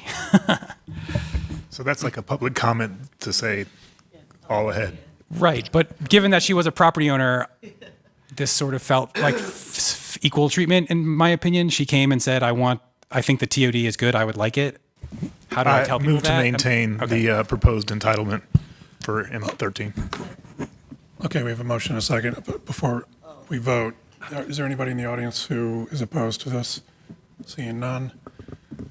Back. So we have a motion and a second. Any further discussion? If not, all in favor, raise your hand. All opposed? I think we have Commissioner Amanda. Yeah, sorry. So that passes unanimously. A rare approval, not just a no recommendation. Good, yeah. All right, M5, so this is on the south side of, just south of Dickens Drive, to be removed. So currently zoned R4 within COD. Residential use from the property owner. Per our previous guidance and discussion, I move to accept the request. Recommend accepting the request to remove. Second. Any discussion on this? Oh, and I do not, sorry, and I'll go back to, because I also forget, Mr. Raines. I do not see her here. I did speak to her in person. I don't know if you wanted to, if there were public comment for. So yeah, I'll open up skipped for that public one. comment for or against. Anybody here on this item? No? I do not see her here either, but Okay. you're welcome to, if anyone, public comment on this one. I will try better to I remember. I didn't, yeah, thank you. So I see no public comment. We have a motion and a second. Any discussion on this? I just want to make sure I understand, Dwight, your motion is to go against this, correct? And It's to go against- Accept the property owner's request. Correct. To deny the request. Well, to, Yeah, and I just want to follow up and say, like, if we are going to follow through with taking away an NCOD, where a TOD is put in, I think that puts greater emphasis on accepting requests of property owners that want to be removed within the NCOD. I hope that makes sense. I Does that agree. make sense? I agree. Yeah, okay. So the motion is to Accept the resident's request. accept the resident's request. I'm sorry. I thought, yeah, I see that this is consistent with what we were saying, but I thought we didn't want holes. So everything around here is going to be TOD, and this one property is not going to be TOD. This is one where we said individual residences that did not Yeah. want to be included in the TOD. Yeah. We would accept the request. If the request is made by the homeowner, property owner. One of the things you all mentioned before, and I'm sorry to jump in because I try not to talk, was proximity to a station. So is there a station that would be at, where's the closest station on this? Is it on the map or off the map? It's Clarendon and it is, so this is M5 we were at, and the station, I guess I should have had a circle on that one, so I apologize, but the station is the white circle in Clarendon Crescent there. 5 lots off, 4 lots off the station. I will say, for me personally, that matters more on commercial properties. For residential properties, if this person is a homeowner and wants to keep it their home and not redevelop it, I'm fine with that. And, yeah. I wasn't trying to advocate Regardless one whether way they're or in a another. I was property. just, Yeah. y'all had mentioned that Thank last you. time, that's all. Yeah. If somebody buys it and wants to redevelop it, they can apply for the TOD at that time, but this property owner does not intend to do that and probably doesn't want the property tax increase related to it. Okay, so we have a motion to accept the request. I'll correct my statement, and we have a second. Any other discussion? If not, all in favor of the motion? 1, 2, unanimously, passes unanimously.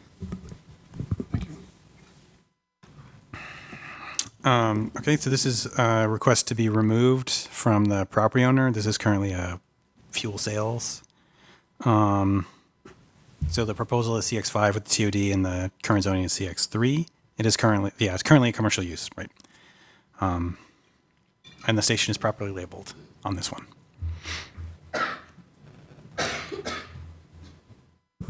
So is there anybody from the public that would like to speak on this, for or against? No? I'll bring it back to the table. Any discussion items or Chair, motion?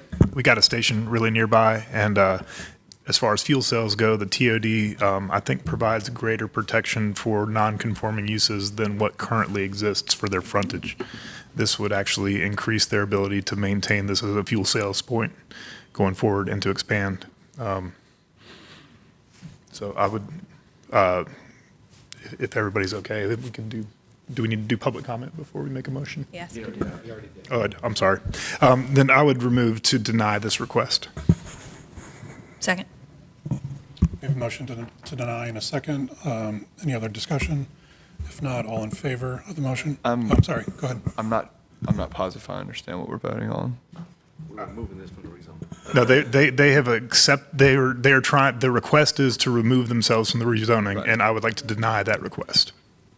So I'm going to take the staff recommendation. Right, but Because it's commercial next to, like, very close to a bus station. and with fuel sales being the primary, that they want to continue to sell gasoline.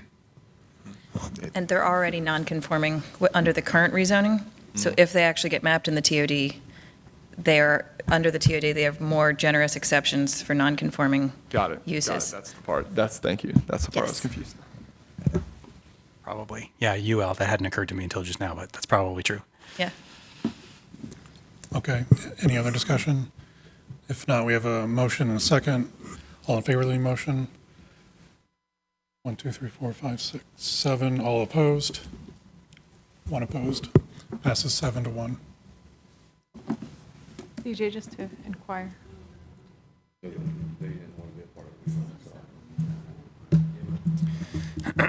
Okay. This is M10, so I'm going to jump back a little bit to, But they were requesting a separate zoning too, weren't they? They weren't requesting that they maintain their previous zoning, they were requesting a whole new zoning too. They were requesting to maintain a previous zoning. This one came up at a previous meeting, and we said it's a gas station, it's approximate to a new station here, and there was no public comment in support of this. It's my understanding that that was intentional by the applicant. So, knowing that we were going to deny it, I think that was I think there are going to be several that are similar to this as well, with gas stations either across the street or directly proximate to a station. So that's the reason that I support denying this request. In addition, given the fact that the new nonconformity rules under the TOD are more generous than those under the existing zoning, so it actually provide more flexibility to the property owner. Okay, just wanted for reference, so M8 and M9, those speakers were here last time, and you did a vote to accept their requests, and then so they are over here on this slide. And so now we're at M10, so this is a request also to be removed from the rezoning from the property owner, currently a residential use. The the closest station would probably be the Raleigh Boulevard one, which is over there somewhere. So, anybody in the public here for this particular piece of property? For or against? No? Bring it back to the table. Based on consistency from past discussions, I would recommend accepting the removal from the rezoning. Second.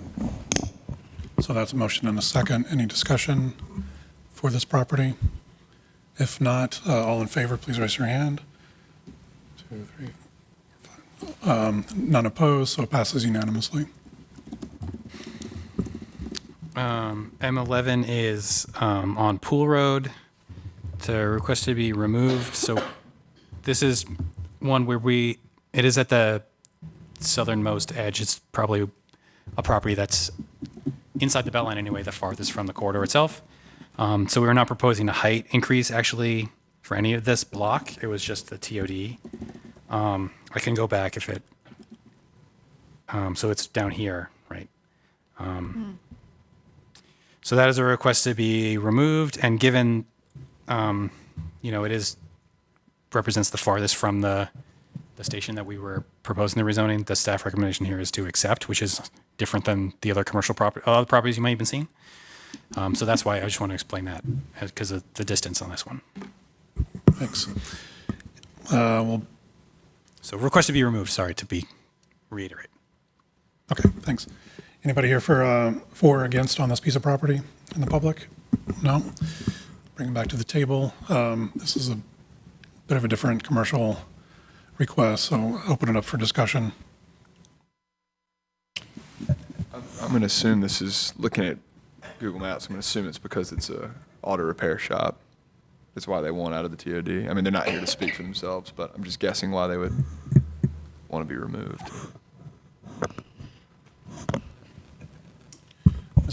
Commissioner Haver? Well, again, but currently, there's no change in the height. That's what you said. That's what the slide says also. Right. Okay. Well, in that case, then, I would make a recommendation to deny removing this rezoning from the amendment. Do we have a second? Can I clarify, is this a fuel station?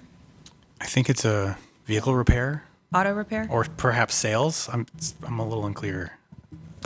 It To be looks honest like a with you, but- repair, a collision repair place. That could be. Is it conforming currently? I don't know. I did not do that check. Okay. CX3. TX3.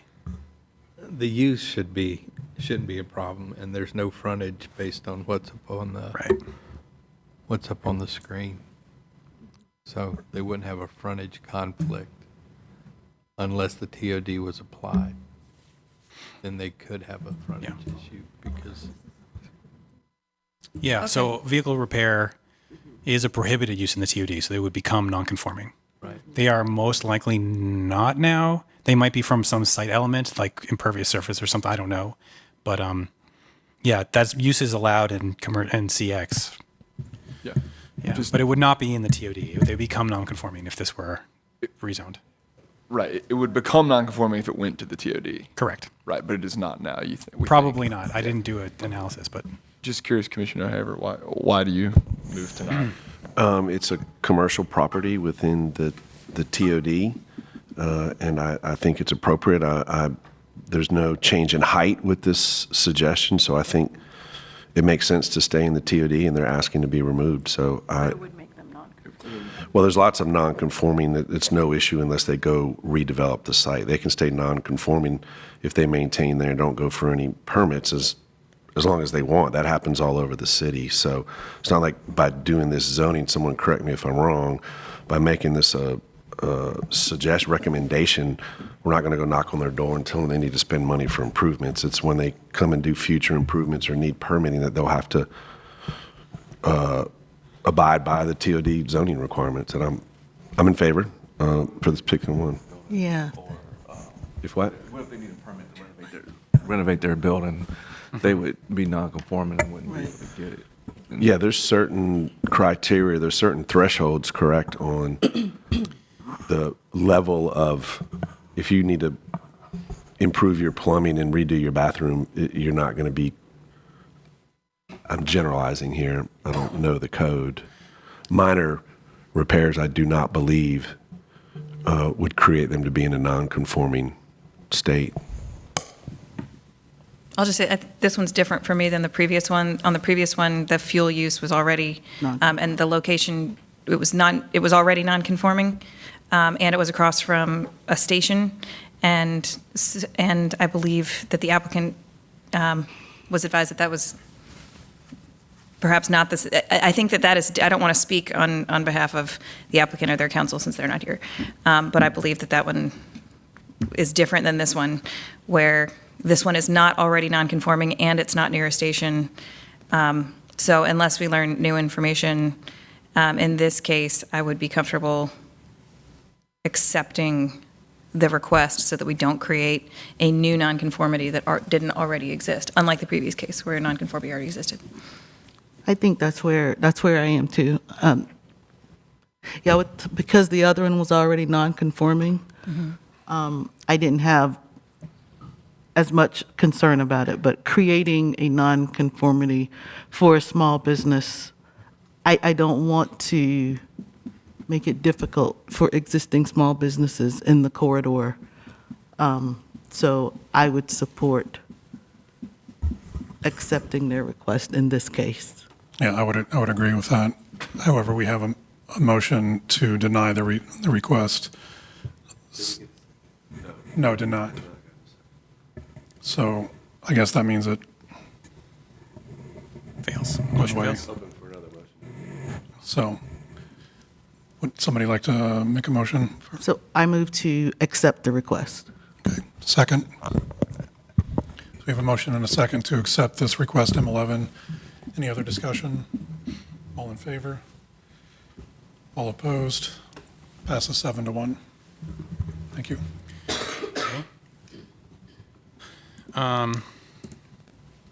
So a request on Pool Road, M12, to be added to the rezoning.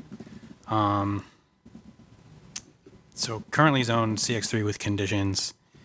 The request from this property owner would be CX7 with the TOD, is currently a commercial use. Thank you. Anybody from the audience for or against M12 on Pool Road? Seeing none, bring it back to the table for discussion. I'll start off. This is so far from the line of the original TOD that was proposed. My position is that we should not accept this request for rezoning. So I will move to not accept the request. To deny the request. To deny the request. Thank you. And we have a second. Any other discussion? All in favor? All opposed? Passes unanimously. Okay, and that was just a recap of what you had already dealt with, 3 of those from the summary map before. Okay, hold on, let me go to my next page. So now moving into the Western Station areas, up through just past the DMV, I guess this was my summary slide for these ones. So we'll get into, so these first couple are to orient you down here. We're gonna hear first. I think those are the ones that are the farthest away, and then a W5 when we get there as well.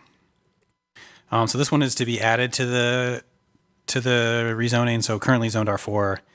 The request was just to apply the TOD, current residential uses. They are 2 different properties, but sort of came through from Mr. Motoparty to me together. So,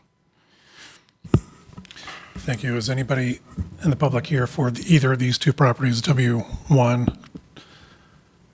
I guess we can combine W2 as well, since they're so W2 is this next one. So okay. The same requester, but Okay. Sticking with W1, we'll bring back to the table again. I'll start off. These are far from a transit station and not contiguous, so I would For W1 and W2, I would make a motion to not accept their request, deny the request for the addition to rezoning. For W1 first. We have a second. Any discussion? Sorry, Sorry. So with that, all in favor, please raise your hand. All opposed? That passes. W1 passes unanimously. Let's zip on to W2. Yeah, so same requester, same slide, similar circumstances. Current zoning, but with also TOD applied. I'll make the same comments based on distance to the station and lack of continuity or contiguous line. So I would move to not accept or deny the rezoning request. Second.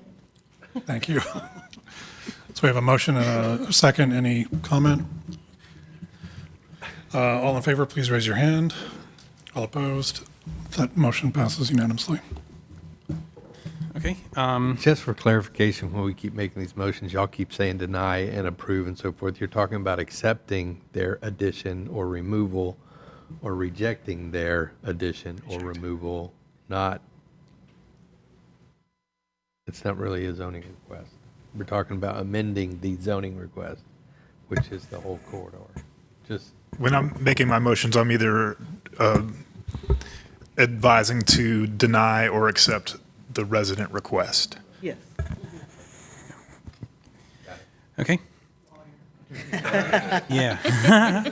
Well, and to be clear, just on TV, Planning Commission doesn't actually deny or approve anything. Right. But I have been using that language because, so there's a lot of requests. This is a request to amend the request. It can get very confusing. And so I have always written accept or do not accept.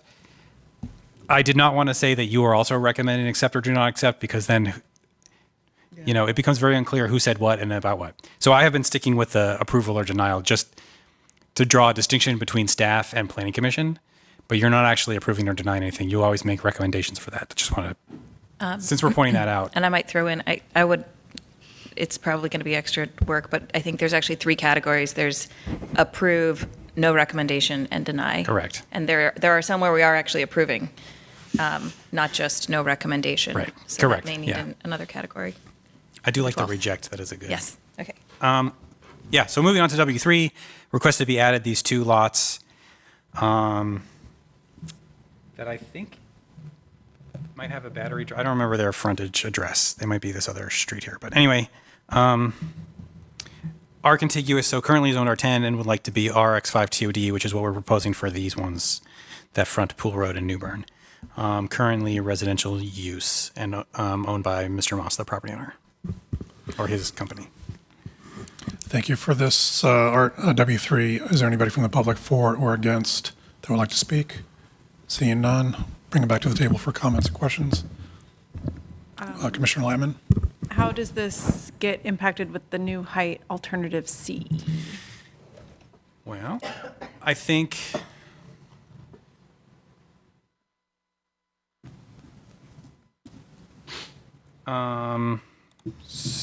so that is a bit, I mean, we can, if you would like to make that clear, My interpretation, it would be a 3-story under alternative C. so you can certainly make the motion to accept the request, but at a different height than the person Mr. Moss asked for sure. In fact, there are 1 or 2 instances where someone made a request and staff is saying that you should not accept, but this other alternative staff would support. I think that only happened twice. But so far you've been making pretty clean motion to accept or not accept. You could certainly make a motion accept at RX3 rather than 5, but not the RX5.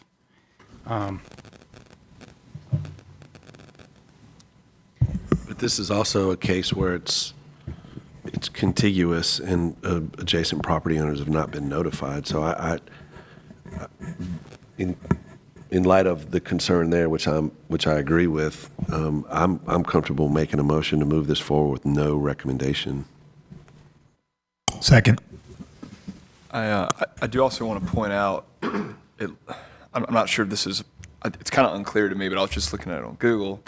The frontage for these houses is on BART, not Battery. Bart, yes, thank you. So it That's kind of right. looks like the front of the house and the access to the house is right there near the Right. station, but you would actually have to go down whatever that east-west street, Bart Street, and then down Pettigrew, and then to New Bern. So it's actually, by the frontage of the house, it's actually kind of far from the corridor. Yeah. Well, and just so I write walking from station, I do measure along the street. So for every one of these, I did not like draw a straight line like that. Okay. Just if that is helpful Got for it. you. Got it. Yeah, But you're right, still you're point exactly that right, out. yeah. It's a good bit farther by walking to New Bern Avenue than it looks. So again, we are no recommendation because essentially the notices need to go out to the radius, okay? And also, under the alternative C that we picked, this would be RX3, not RX5, right? Yeah. If you're right. If we continued that logic to this site, yeah, I would have proposed this to be 3. And I think that even for the cases that we've already voted for, that there would need some cleanup there, that it would be in alignment with alternative C, even though we have maybe accepted it previously at RX5 or 7 or whatever it was. Yeah, I don't think we've had that situation, just based on who was here last time to speak. Because the height, the alternative C was for the western station, and we started with the eastern. So I'm not sure if we've even gotten up, other than the downtown, the HOD one. We might not have even heard any of those yet. Okay.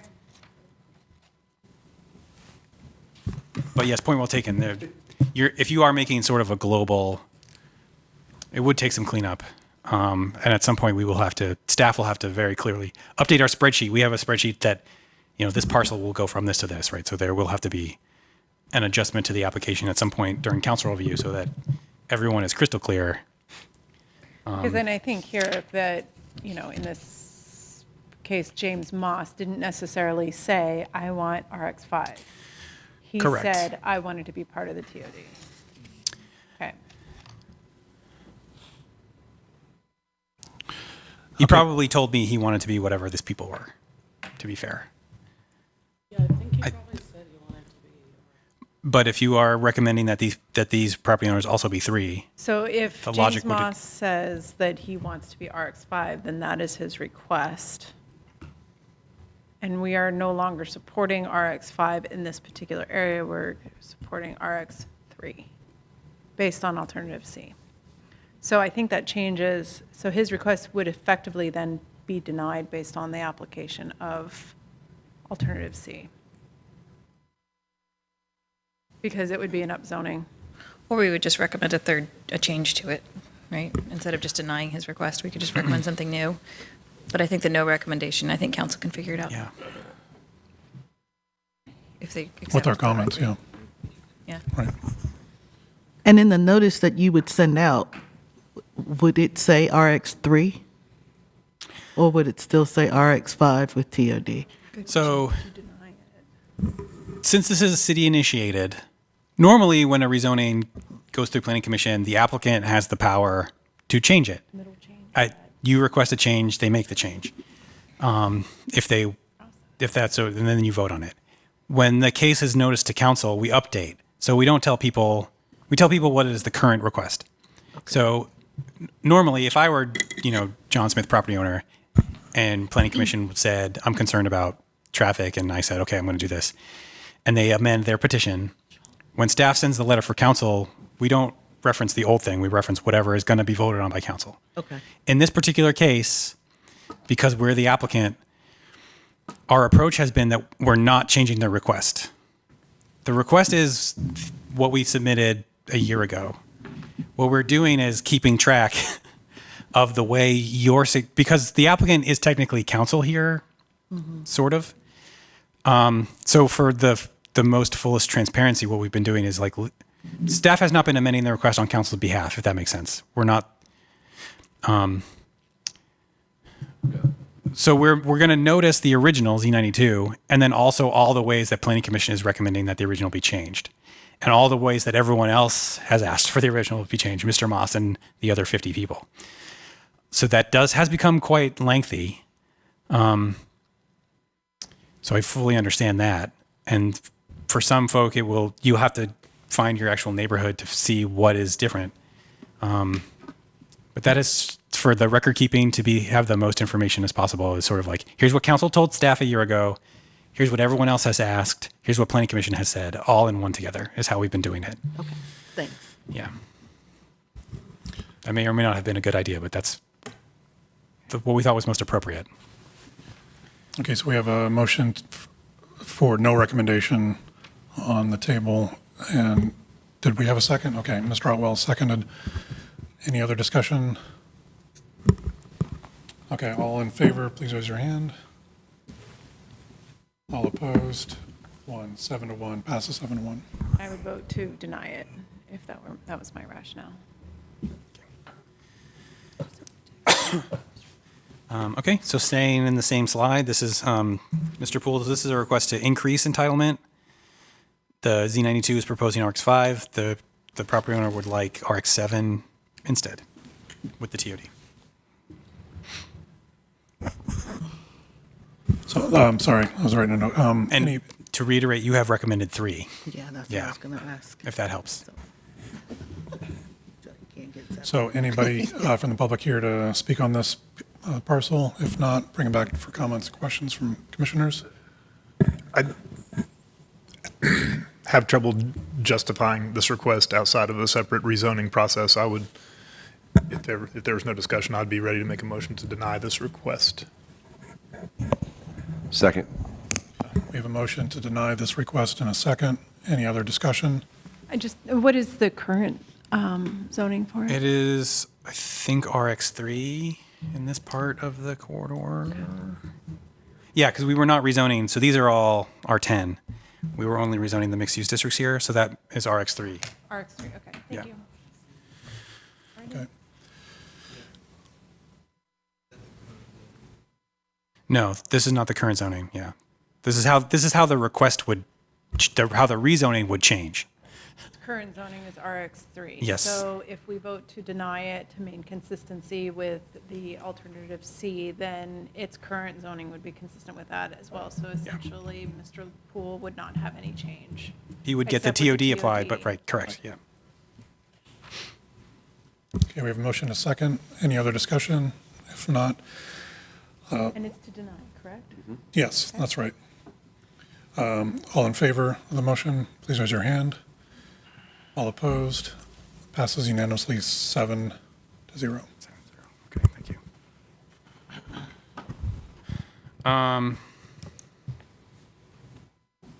Yep, so this is the other one that was, when I pointed out earlier, that was not contiguous. So request to be added to the rezoning by the property owner for these 2 lots on St. Augustine Ave. So request of R10 currently would be R10 with TOD. Currently 2 residential units. Thank you. Anybody from the public here to speak for or against? Seeing none, we'll move it back to the table. Questions, comments from commissioners? I'll start. Again, this repeating the comments. The lack of contiguousness is an issue, and then it's more than a third of the mile away from a station, so I would recommend denial of the request, the specific request. Definitely. Just so I'm clear, I think this is the first one I've seen that's a residential district to another residential district with TOD. So that would, by default, give it 4-story zoning. Yes, sir. Mixed-use zoning. Yeah, residential mixed use 4, basically. Right. So it's really not R10. Yeah.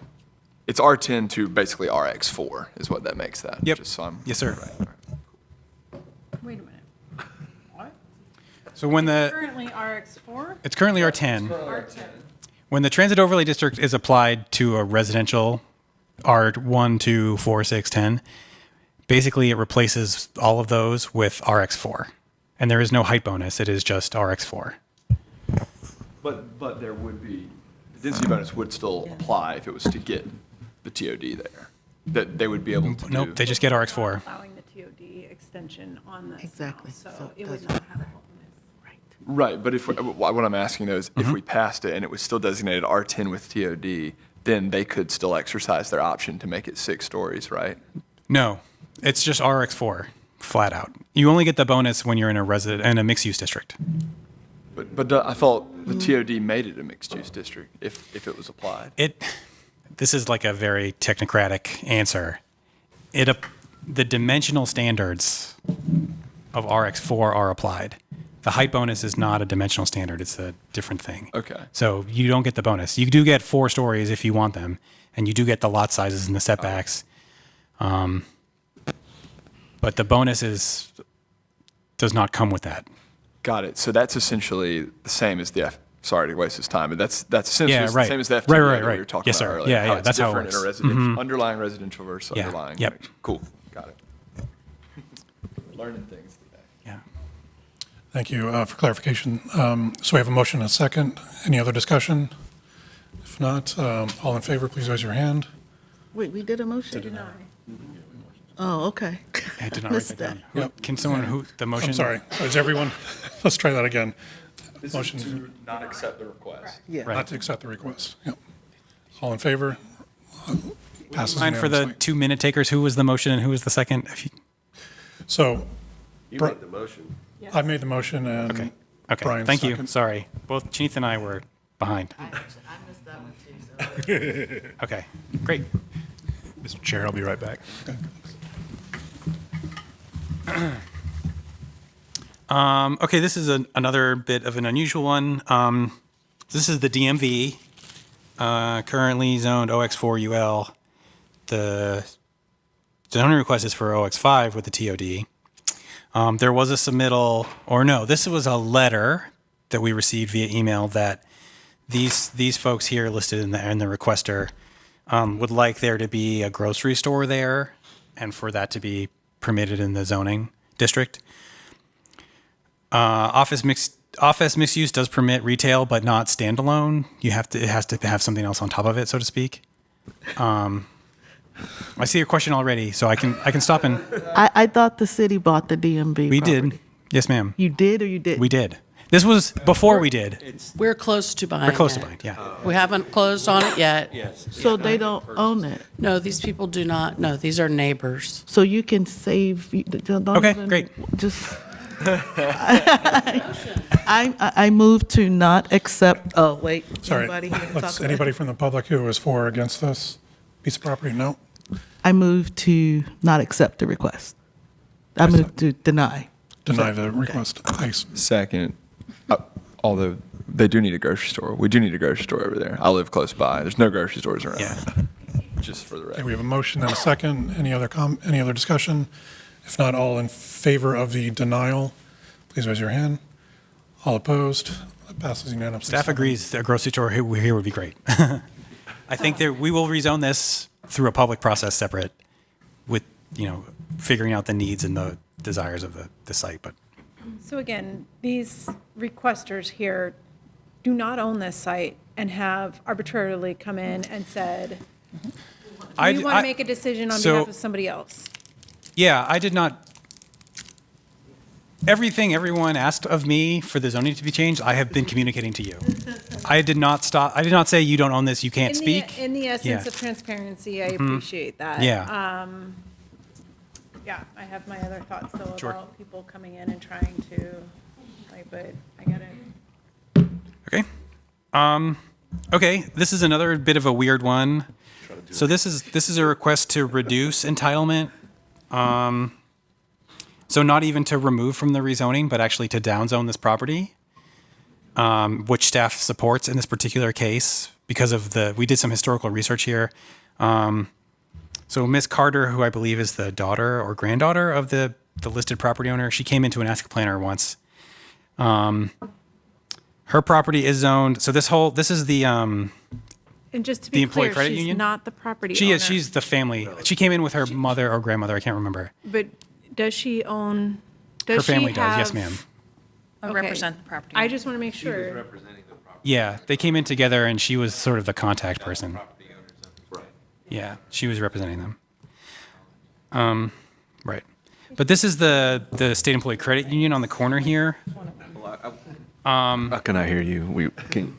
Yeah, so she is family member of the owner, and they were all together when they came in to talk to me. No, you were saying what property this was. Yeah, It so was behind something. the property in question is this yellow one. This corner is the State Employee Credit Union, the SECU, if that's helpful. And at some point in time, these 4 lots behind it, most of which I think are parking lots, if I remember right, were all zoned the same as OX3. And that included the Carter family lot. So at some point in the digitization of the zoning map in the 80s or whatever, that's about as far back in the research as we could find, their lot got was rezoned from R10 to OX3. I cannot tell you the circumstances confidently because the records we couldn't get. Anyway, it may have been intentional. It may have been an error. I don't know, to be frank. But they requested to be basically the same as the rest of the street, which is R10. So staff supports that. I can't tell you the original why that. I think that's the only house of those 5 or 4. And so without any more information for why that zoning was there, we, recommend accepting And her I'm sorry, what is her current zoning? OX3, and she would like to be R10. Did she give a reason why she wanted to be R10? I mean, I don't want to speak overly much for her. I think it was just the same reason most people are giving to not want to be rezoned. Yeah. I'll open it up for anybody in the public at this point, either for or against on this piece of property. If not, bring it back to the table for comments, questions. I'll make a motion to approve the request. Second. Second. We have a motion and a second. Any other discussion? I'm going to vote against it only because it does read as though a rezoning would occur. She's currently OX3. R10 would be a rezoning request, so I would vote to deny. But, so I'll just. That's noted. Thank you. Yep. So we have a motion and a second. Voting all in favor for the accepting of the request, raise your hand. So that's 7, all opposed, 1. Passes 7-1. So this is a request. This is the DMV here, this block. This is the Martin Street Baptist Church block. They own the entire block there. So this is a request to be added to the zoning from the property owner. They do have commercial zoning today. They are NX3. Looks to be a sort of legacy retail use. And so requested to be NX5 with TOD specifically. Yeah, I'm not certain if the use is still active or not, but the last use I could tell was a commercial. And you confirm. Oh, and so this is one where, sorry to interrupt you. You okay? This is one where staff says, accepting the request, so in the criteria that we used, accepting the TOD here would be appropriate, but the height increase was not. So we didn't do this very often, but Mr. Mang requested NX5, which under the staff criteria would not be recommended given the walking distance from the station and all the other stuff. But NX3 with TOD would have fit. So I try not to do that very often because I think it is making it even messier. But Sorry to ask a repeat question if this is something we've already been over, but what actually effectively changes making it NX3 to NX3 with TOD? So they would get the height bonus and all the other. So it would be a 2-story height minimum. They couldn't do auto repair, all that stuff, and they would potentially, on a fully commercial use, if they wanted, could go up to 5 plus 30%, which I want to do that math in my head. 6 or 7, I think, or something So like that. it could be 3 stories fully commercial with the TOD add. Well, so NX3, the math is easier in that one. With the TOD, it could be 4 stories fully commercial. Yeah. All right, anybody on W9 from the public for or against would like to speak? Seeing none. Any other comments or questions from commissioners? For sake of consistency, because of the location, I would make a motion to move this forward with no recommendation. Second. We have a motion for no recommendation and a second. Any other discussion? If not, all in favor of the motion, raise your hand. All opposed? That passes unanimously. Okay. W10 is the same block, so we were just up here, and now we're down here. Request from Mr. Moss again. This one has, so he did request when he was the property owner. I think he has since finished building the house and sold it, from the best I can tell. So the request was from R10 to just apply the TOD. So before we go to the public, did you say that he sold, he's not the owner of the property now? Not anymore. Yes, sir. Okay, so Okay. I don't know. Any discussion on Comment? public comment? For or against? Seeing none. Any discussion on this? I'd like to entertain a motion. Motion to deny the citizen request? Second. We have a motion and a second. Any other discussion? If not, raise your hand if you approve the motion. Raise your hand if you are against. Passes unanimously. Okay. W12 is a request to remove. I will jump ahead and say Mr. Baird lives on Boyer Street in one of these homes, I believe, and thought that the rezoning request for this block was inappropriate. So he is not the property owner. If you feel like stopping me there. Nope. Okay. You can stop. Yeah, I mean, again, same with the other applicant. You have their contact information if they would like to come back and be removed. Their own lot, that would be something that we would consider. Okay. Open up for public. Anybody for or against this particular request? If not, I'll go ahead and recommend denial of this request for W12. Second. So we have a motion and a second. Any discussion? If not, all in favor, raise your hand. All opposed? It passes unanimously. Yeah. And the height alternative here was 4, I think. So this, following that, this would have not been 5, but 4. Just to be clear. This one is a little bit redundant. So, and Ms. Camus spoke last time. This was included. So the St. Monica's Teen Center is a historic landmark. Last time the committee voted to remove it because of that, but this had been a request in the works anyway, so it's still here. Because I didn't delete anything. I communicated everything everyone told me, and I've never deleted anything. So technically, you've already voted to remove the community center from the rezoning, so we might be able to skip it, or I don't know what Mr. York would like. We could vote anyway. He said that's fine. Not into the microphone, but he said it. Okay. Yeah, you voted to remove this property through another mechanism. Let me say that. Well, Right, so we'll it's skip already it. been handled. It's already been His handled. request Yeah, is this is moved. right. Okay, great. I mean, And- it would and I end think up it's- with R10, right? It's, whatever the notation would be for Ms. Camus would be that it was addressed through other means. However, I would like us to stay consistent of someone who is Yes. voting on behalf, or Yeah. putting forth a request on behalf of another that they do not own. I Right. don't want that to be perceived. Okay, understood. Oh, wait, she doesn't own it? This one is a staff request. It's one of, I think, 2, and it is sort of reflecting of the this has been going on for now a year. There's stuff has happened. So these properties, the RX5, except for this one, I think are owned by the city already, have been owned by Housing and Neighborhoods for a while. They are currently, I think they're RX3 today. The city has since closed, in this case, on Zach's Gas, which is these 4 lots here.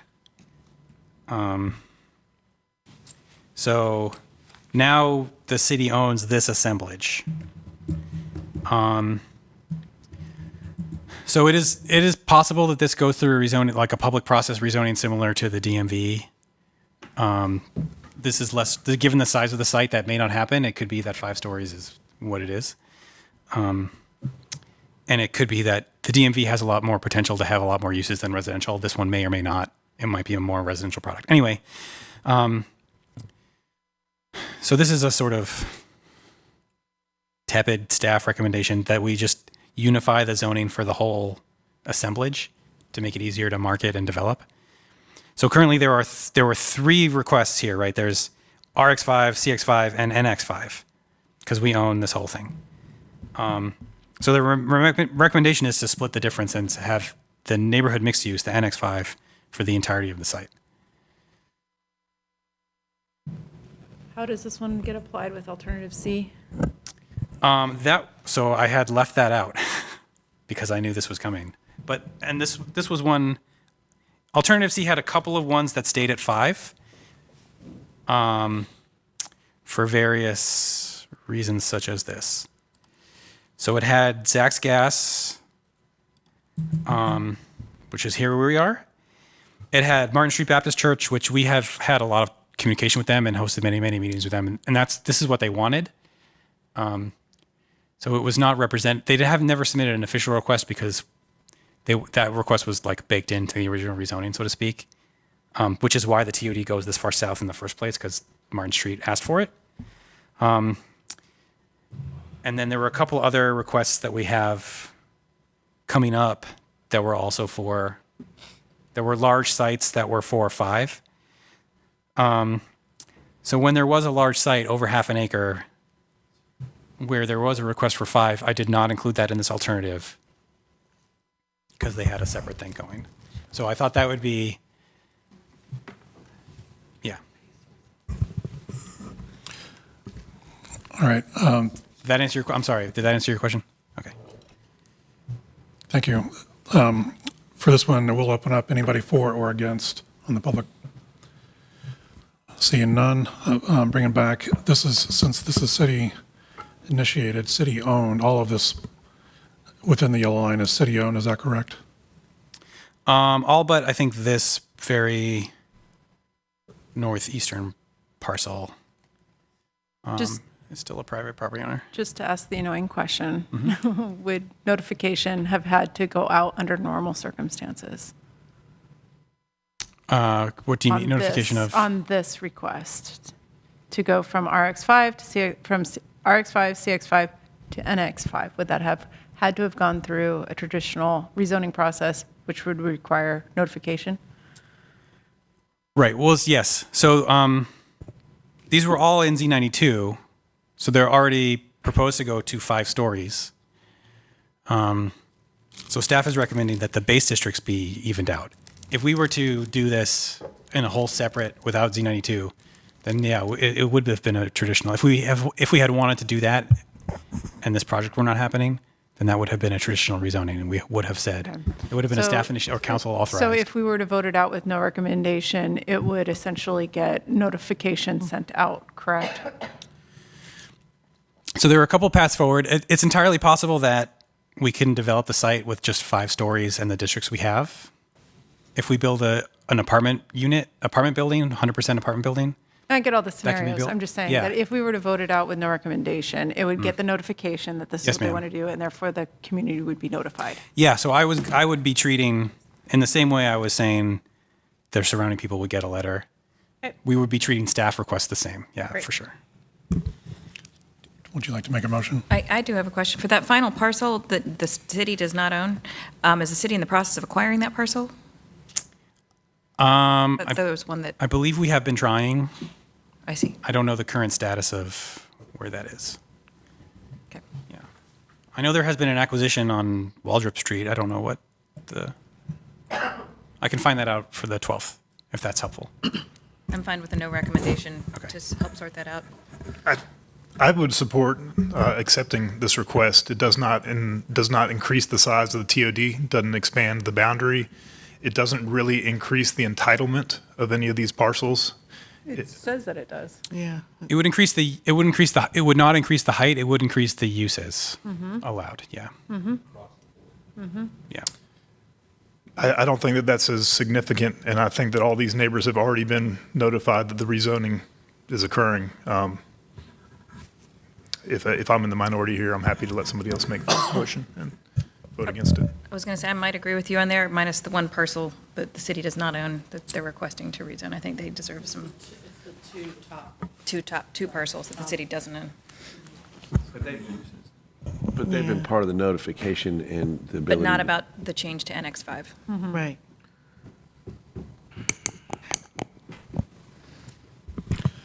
I'd rather err on the side of notification, so I would support moving it out with no recommendation. The motion? I thought, like, Commissioner Otwell made a motion. Oh. No, I said that I think that I'm going to lose this one. I'll just let somebody else make the motion. So I move to move this out with no recommendation. I second. Motion and a second. Any other discussion? If not, all in favor, raise your hand. All opposed? 2. Passes 6-2. I would also just like to comment that I think this is another one of those situations we talked about earlier along this corridor that I'm sort of banking on the conversation that we're going to work through a text change that's going to support that separation between a 5-story building and some single-family homes. So I'm voting in support of moving out a recommendation, again, assuming that we're going to get a text change started that's going to address my concerns. Thank you. And we are halfway done with Western. There are many that are similar to each other. Yes, ma'am. All right, we're going to move on. So now we're 9 left. No, we're almost there. We got 17 minutes. Yeah.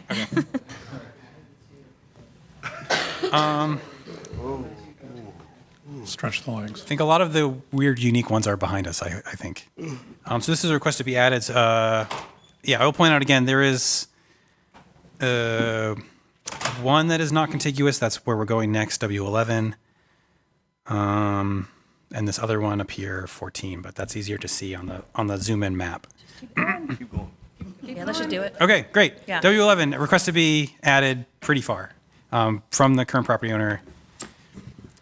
A little bit unclear to me to get her to give me a straight answer of what she wanted, but the most I could get was NX5. Okay. Anybody here for this property W11, for or against in the audience? No? Bring them back to the table. Move to deny request. Second. Otwell, Commissioner Otwell, motion to deny. Peeler. Peeler, seconded. Any other discussion? If not, all in favor of the denial? All opposed? That passes unanimously, 7-0. This is a request to be removed. I will. This was through the portal, sent anonymously. I have never been able to reach this person directly, but I presume that they own the property because generally that's how it worked. So this is a recommendation to accept.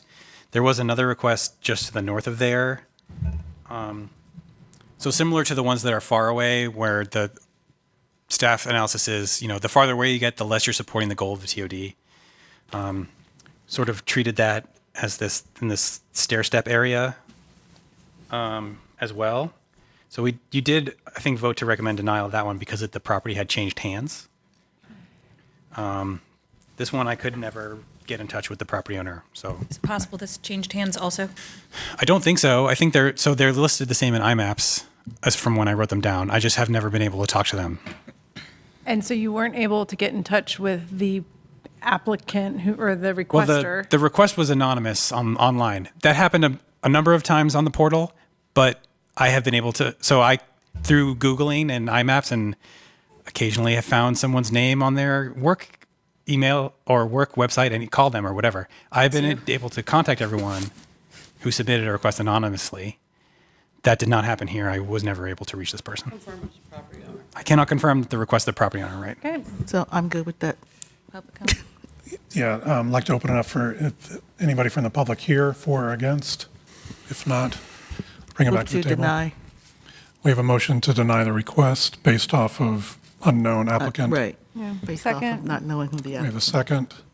Any other discussion? If not, all, I'm going to do a split vote on here just to flag it for council as sort of a follow-up issue. I mean, because I don't know why somebody would recommend this if they didn't own it. The same reason they recommended a grocery store for a property right. that they didn't own. Yeah, Right. right. It's an odd location for someone other than the property owner. In this case, I would, just in the interest of just kind of flagging it, a split vote on that one. I'm going to do it for that reason, but. Okay, sounds good. All in favor of the motion to deny? All opposed? So passes 7-1. Okay. Next, we have a couple. I will actually flip through a couple of these because they're similar. This is the same. I was not able to confirm. This was also submitted anonymously through the portal. Request to be removed. There is another one requested by Ms. Underwood, who is here. And then a third one from Ms. Winslow, who I have spoken to. So those are 3 in a row. I don't know if this one an applicant is present if you would like to start there, perhaps. Yeah, for W21, anybody from the public? 22. Or, sorry, we can go in order or in order of In order. presence? Okay, great. So W21, again, I could not reach out to this. I tried and could not. Anybody from the public here for this particular item? No? Bring it back to the table. I'll make a motion to, Motion to deny the request due to lack of ownership confirmation. Commissioner Lamp has made a motion. Second. We have a second. Commissioner Bennett. Any other discussion? If not, raise your hand if you approve. Against? Passes unanimously. This one's a little more suspect. Okay. So W22 is the next one to the west. So request to be removed, currently zoned RX3 with NCOD, and so would remain that way if removed. Anybody from the public here for or against would like to speak?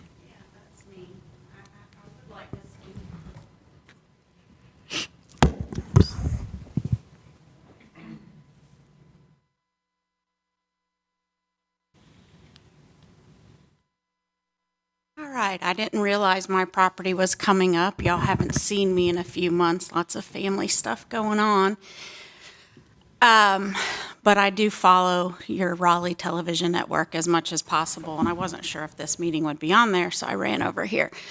The reason, and I have questions, I don't know if this works like city council, but one of the reasons I don't want to be in there, because of course I'm an NCOD, that was one of the reasons I bought this neighborhood. We have a very stable neighborhood. It's very diverse. It started affordable, first generational wealth, historically black, all the things y'all have heard me till I'm blue in the face. And Bynum and Ira in particular have been really great at listening to us.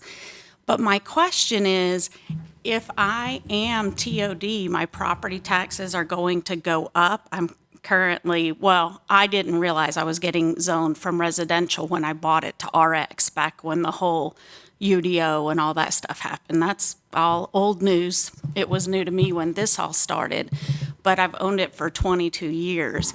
So are taxes going up? And I ask this as an ambassador to my neighborhood too, so that I can help with the misinformation and the confusion, which has created so much unnecessary angst. If maybe we'd rolled this out differently a couple of years ago, but that's water under the bridge.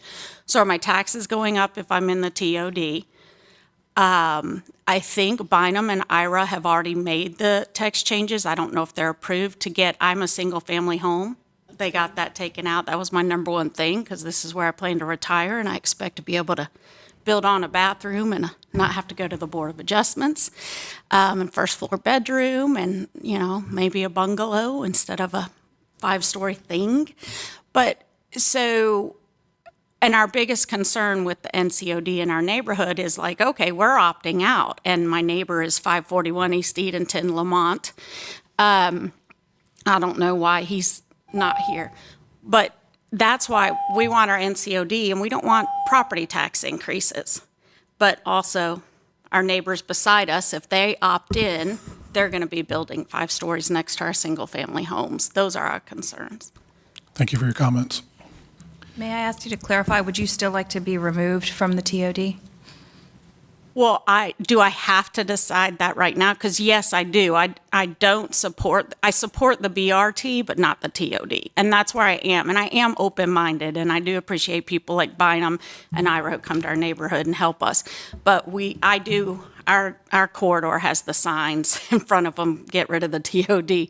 But I support the BRT, but why does my little tiny, tiny neighborhood that is historically black and stable have to be part of the TOD in order to support the BRT?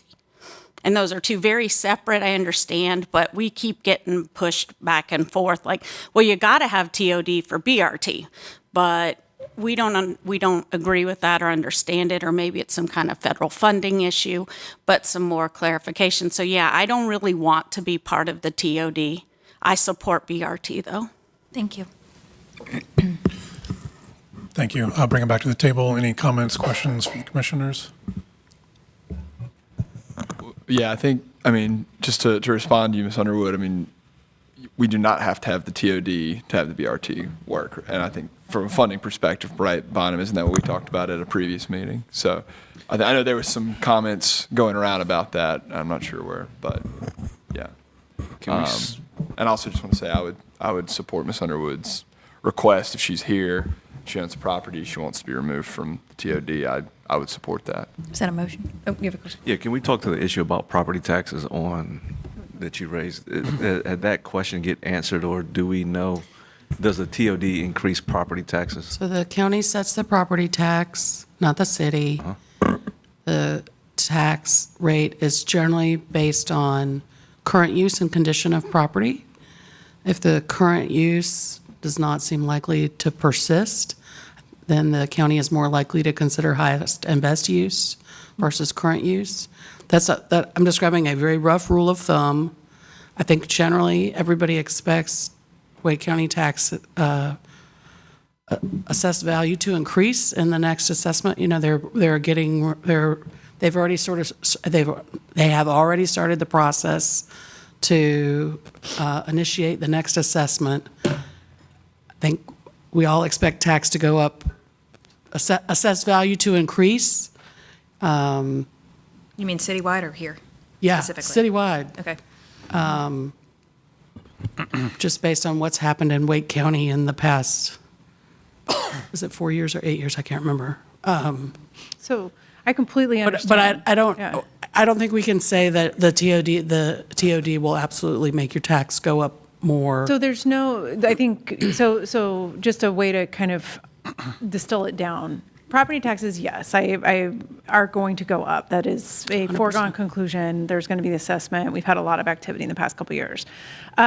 So that's a foregone conclusion. The TOD itself, is there any sort of tax associated? There's no direct tax associated with the TOD. Okay. Right?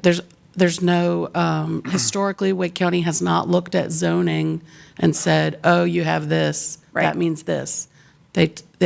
The pattern historically has been that they look at the condition of current use, and if the condition of current use is well maintained, they assess based on current use. Very traditional evaluation of real estate taxes. Totally fine. So the TOD itself, though, is not going to increase it itself, separate from regular computation by the county. The TOD, there's no additional taxes. There's no factor associated with the TOD that we expect the county to So someone is apply. going to be part of the TOD or not part of the TOD, it doesn't matter. They're going to get the same evaluation from the county.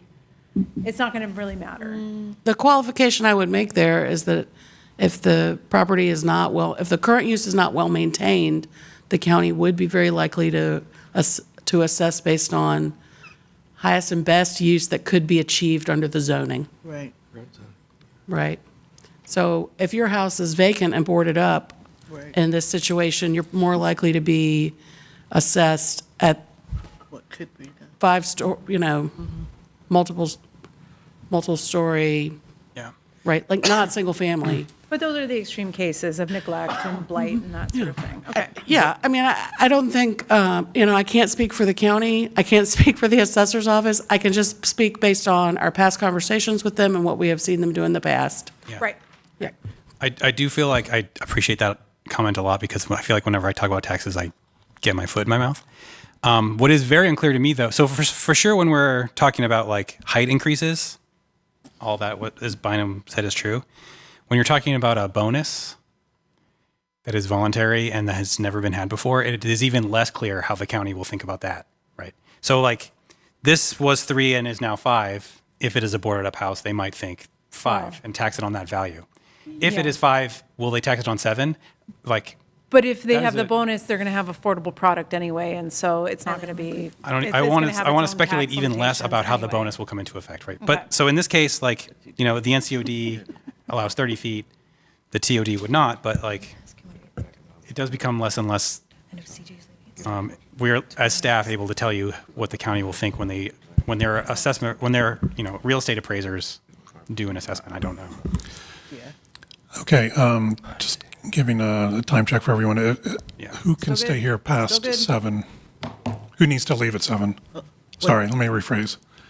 Who needs to leave at 7? Okay, No one? Awesome. Thank you. let's roll. We are very Let's keep close. going. Yes. So that was I'm sorry, was there a, Motion? No, not yet. okay, sorry. I generally support Ms. Underwood's request, and it's consistent with what we've been doing.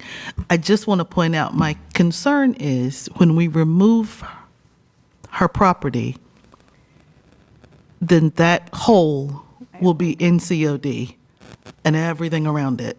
We've voted to remove the NCOD because it's TOD. I mean, it's consistent with what we're doing, but the planner in me is like losing it. Because it's just like, it feels like we just have this crazy zoning going on. You're an NCOD and you're an NCOD. You're not. Well, it just seems, there has to be some logic to the land use. And I feel like we're creating some illogical land use. I'll just say, I know I can stay past 7, but not enormously past. I know when you have like 8 more we have to get through. I'm closer to like somewhere between 7:15 and 7:30, so I know that these are very important conversations to have, but. I is do there- think that this is an It's important. 7 o'clock already. If it's okay, I'd love to hear. I'd like to give her 2 more minutes. The microphone is, we do. yeah, thank you. Okay. And I don't know, my neighbors have been coming when I haven't, and I was surprised to walk and not see him. So the NCOD for us, like I said, is why we came here, but we have been led to believe, and again, I'm not as up to date as like Michael Sutton. He's across the street from me, and he's been coming and providing updates to those of us who couldn't come, but people are still under the belief. We were told it's as easy as opt out. Okay, directly from Ira, as well as online, as well as in person. And so I'm just shocked. I just came to try and re-engage and make sure I know what's going on. So I'm really shocked to see Lamont's house, my house, Everett's house up there. They're not here because they were led to believe it's as simple as opting out. Lamont, is that the individual who we couldn't Yes, get in touch with? 541. Okay, yeah, he just needs to, I mean, He's my direct neighbor. yeah, I mean. So is the under Winslow our, yeah, it's absolutely correct, but he was anonymous. He didn't let us know who he was on that, so we can't say that it's him. But no one told him, I assure you, no one told him that you have to put your name on it. That would be, in my mind, a given, because I he's see a what you're property saying. owner. Right, and I respect how y'all have been conducting those situations completely. I'm very impressed with that. And based on the feedback, Ira will be going back to re-engage these that he couldn't get in touch with, or that, tried to do a blanket and wanted to be individual. So And in I'm his okay with case, it. it's quite possible it's him. He's a very, very private person. Yeah. So, I can ask him directly. We're very close, but I didn't know. Yeah, he So, just needs to send an email that Okay. verifies that he's the property owner. Yeah, and it'll I'm get certainly going to received. let him know, hey, Yeah. your property was up Okay. there tonight. So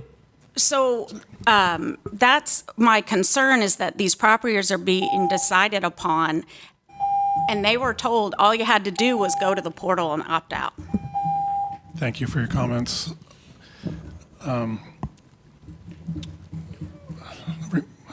Remind me your Pro- name. Yeah.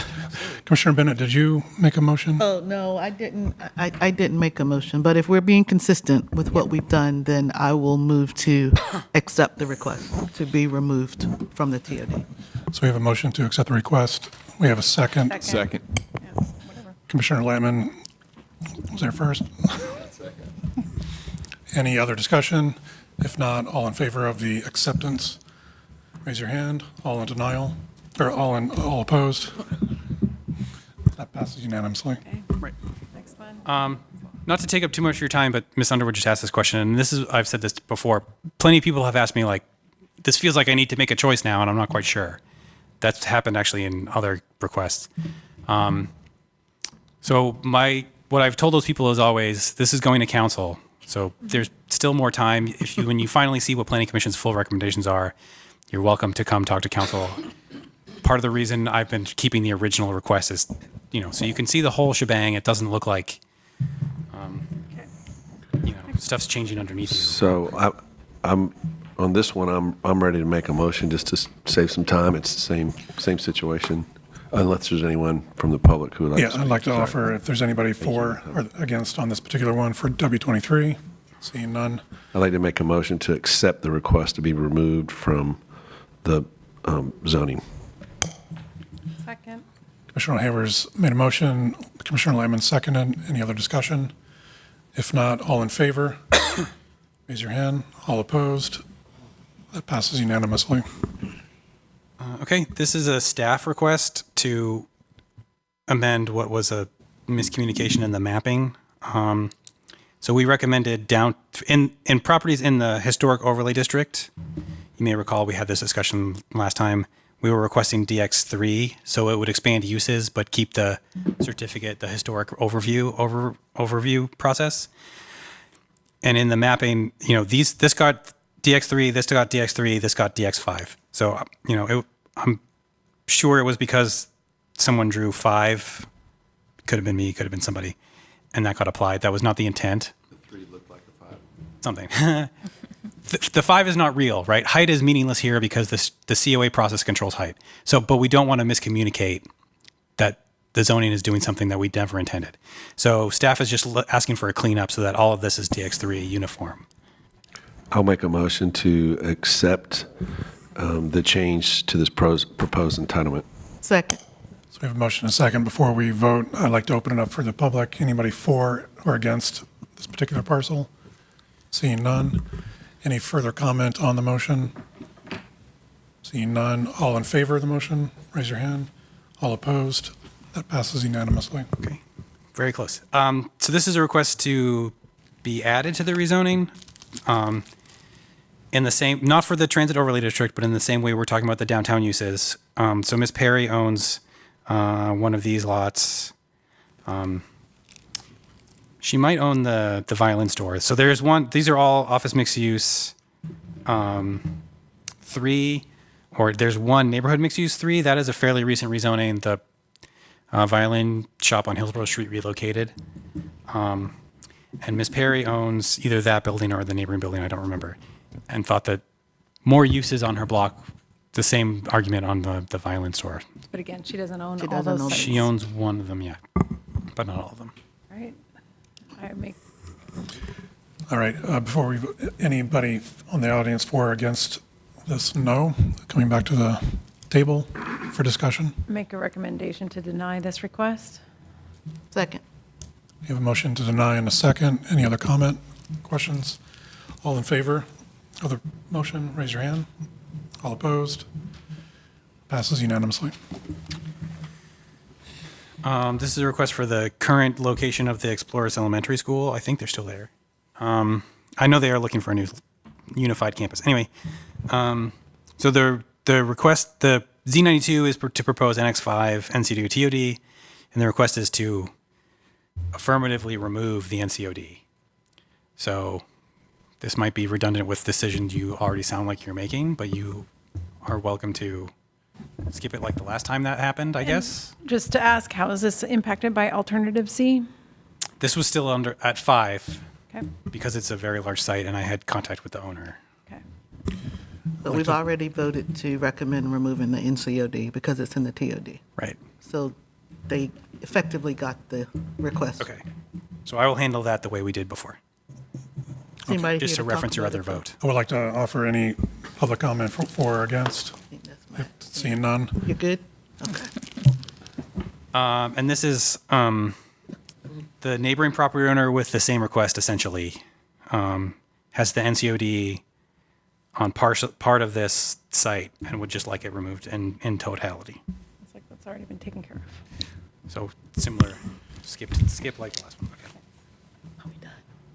Okay, again, public comment, anybody here for or against this particular item? Seeing none, bring back to the table. And we made it Isn't to the end. Yeah. There is one final one which was submitted on the portal, or I think, which was just previously taken care of. don't rezone NCODs. It was what? So there was a comment submitted by multiple people on the portal. I grouped them all together. They were individual commenters that said, please leave our NCODs in place.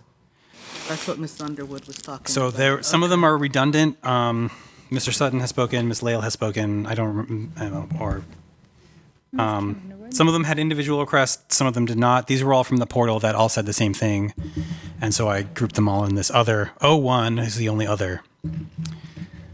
Just for sort of transparency, I don't know. I feel like it's now discretion on if you feel like this requires a motion or consideration, or you want to revisit the NCOD question or whatever. I think Is that's up this to the. public comment or is this? It was along the lines a of, someone would request? write in the portal along the lines of, I don't think the NCODs should be overwritten, should be zoned TOD. Again, is this public comment or is this a request? It's a request. If it's a request, I'm not sure we what the should vote on distinction it. is. I think it's a request. I've labeled it as, someone asked for the zoning to be changed, the rezoning request to be changed, is how I handled it. And is it open for public comment? Can we handle the first two? I'm sorry, I'll open it up for public comment first. Anybody for this particular no I rezoning? want it 29 and 30. And we're so 2 minutes tired. for public comment.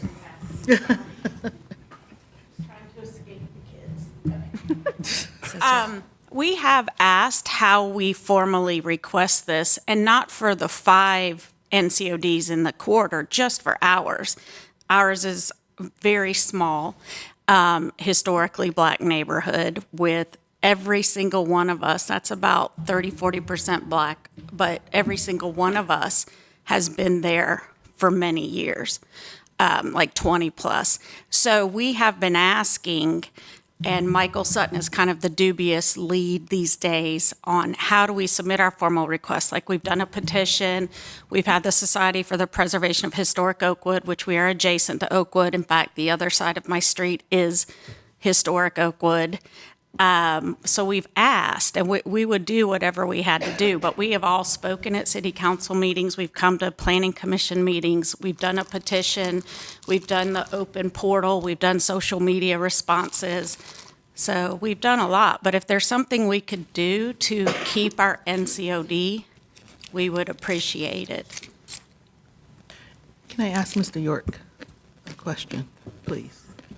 So can property owners request that their neighborhood, request a rezoning for their neighborhood, which it seems as though they're doing, or does each individual property have to come and request to be taken out? If they were creating the NCOD today, okay, if there was no NCOD in place today and they wanted to create one, there's a minimum percentage of the owners of the property in the area they wanted to encompass with the NCOD. There's a minimum percentage of the property owners who would have to sign a petition asking the city council. You put me on a clock? I haven't been on a clock since I was in private practice. Once a petition is received by the city with the sufficient percentage of property owner's signature, then council can decide whether or not to authorize staff to initiate on behalf of the city a rezoning for an NCOD, okay? And then that's how, under the current code, NCODs are created. It used to be, before state law changed, that it was just a minimum, it was like a supermajority of the property owners in the area could actually file the petition. Council didn't have to okay it. But now, because there's a prohibition of non-property owners downzoning other people's property, only the city can be the applicant if it's perceived as a downzoning. And so only the city or the property owner, let me put it that way. The property owner can always request that their property be downzoned. And so that's the only way I know. They're not required in this circumstance to have any kind of percentage to come in and say, our neighborhood doesn't want to be included. I don't think there's a full overlap of the TOD and this NCOD. So it's only a portion of this NCOD that you're talking about changing. And so one person could convince you that the TOD shouldn't apply to that neighborhood, or 10 people may not convince you that same thing. So there's no percentage that you're held to in this case. So then my question is, could we take action on these 10 all in one vote? Do you mean their Add to yay or nay? you mean their properties or the whole neighborhood, or either These one? 10 property owners who have Some of them requested. are already. So Well, I guess this the ones one, that we haven't already addressed. and Could then we some of just- them might not live in Z92, but just don't think that it's appropriate. So I think the Oh, Lales, okay. for instance, live close by but are not within. I couldn't tell you if every one of these 10 are actually in the rezoning. I don't think that's true. Oh, okay. Some of them are for sure. There is overlap. Mr. Sutton, Ms. Underwood has spoken to you before. This number one, I remember that name. Some of them I know for a fact do not, but don't think that the city should be doing this. Okay. And then some I don't know off the top of my head. But Okay. So if they're not part of the Z92, then we most of the obviously people who aren't are talking have about them. you've already heard as W15 or whatever the Okay. number might be. Okay. Yeah. Then, thank you. Well, and their requests here are specifically to not rezone in any of the Right. NCODs Wherever affected. there is an NCOD, it should Not stay necessarily there. their It's specific the parcel. opinion of this. Yeah, and often it was like someone would put in a comment that says, "Please remove my property," and also don't do this anyway. It was like one statement, Okay. and I, did my best to summarize and interpret all of the comments that we heard. They're also verbatim in your packet if you want to go back and Okay. look. And I do really appreciate the conversation on the NCODs because I spent a lot of time digging into this and really trying to understand how they are applied. And effectively, I kind of see the TOD as, it's not the same, but as similar to how an NCOD would be applied. And so it is a city-initiated request. It's very similar. The NCOD is effectively being treated equally as how it was applied. So all of this, in my understanding of how it is applied, is all very equal in that regard. And so the TOD process is going through the exact same process effectively that a TOD would. And I would say also that with the number of comments and the number of applicants and the number of people that have come forward to remove themselves or to have a conversation, again, and I mentioned it yesterday, I'd like to commend the staff for their activity in reaching out to the public and getting public feedback, because I think that this level of discussion and this level of activity is reflective of that. Thank you. My comment on this is like, if we're going to be consistent with how we approach NCODs, I think that if there are people on this, and I'm going to put them all together in this request that affects other properties that are not part of their ownership, then we should probably recommend denial of the no rezoning on all NCODs for this particular request. So that's my comment. I'm not making a motion, but Mr. York, did you have any Well, follow-up? I was just going to say, you're able to look at, like any zoning request, you're able to look at it and decide on your own what you think is in the public interest. So it wouldn't, I know we're running out of time. I'm not trying to Yes. delay, but you could. I'm ready to make a motion if you're good. You Yep. could look at this NCOD and the TOD and decide which wins, which, in your mind, which is the better public good. To have the TOD replace the NCOD, or to not apply the TOD and keep the NCOD. That's a logical thing for you all on your own, notwithstanding public comment, to identify as an issue and try to determine what you think's the best thing. So you're not limited to what's been requested by these property owners in your review and recommendation to council. I just want to make that clear. So I agree with Commissioner Rains's approach the first comment about the consistency in some of the applicants here, but I also think that no rezoning in all NCODs is not in the best interest. So I'm going to recommend not accepting 01 request. All right. If that's a motion, I'll second. So we have a motion and a second. Any other discussion? Yes, because I want to make sure that the neighbors understand. And if Ms. Underwood is saying that if the neighbors thought that by doing this, they would be opted out of the NCOD, I just want to make sure that they understand they need to submit a formal request for their property to be removed from the NCOD and not a general request for all of the properties to be removed. I just want to make sure that everybody is clear that they still have an opportunity to make that request for their property to be removed from the TOD. Thank you. That's an important point. I appreciate that. Thanks. So we have a motion and a second. All in favor, please raise your hand. All opposed? Passes unanimously. I will see you on the 12th of December. Thank you very much. So Don't do we we not need to go through? The whole thing?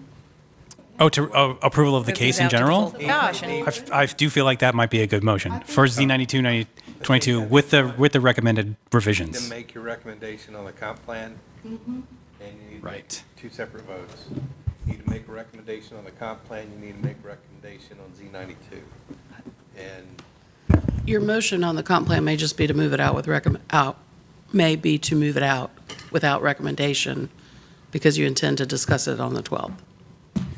Yeah. Or I've been adding that red lines as we've discussed it a number of times.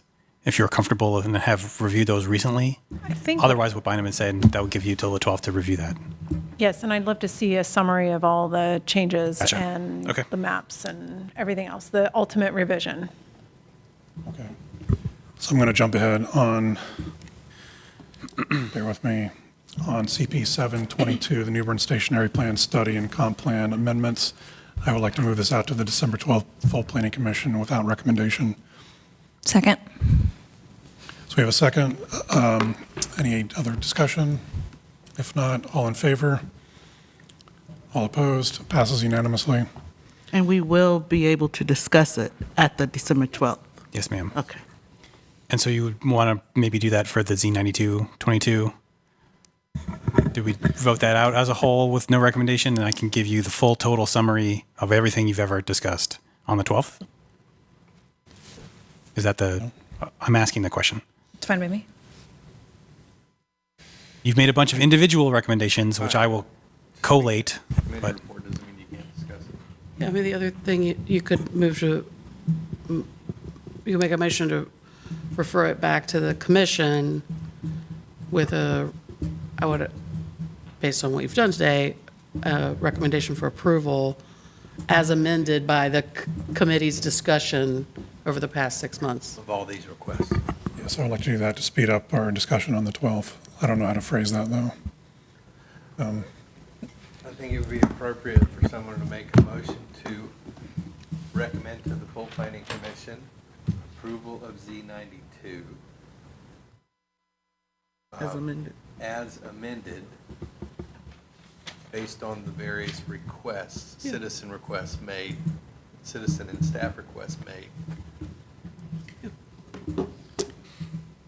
You Before don't have that, to read the consistency statement. Right. Because you're just reporting back to yourselves. before that happens, would anyone feel more comfortable making a motion to send it to the full planning commission with no recommendation yet?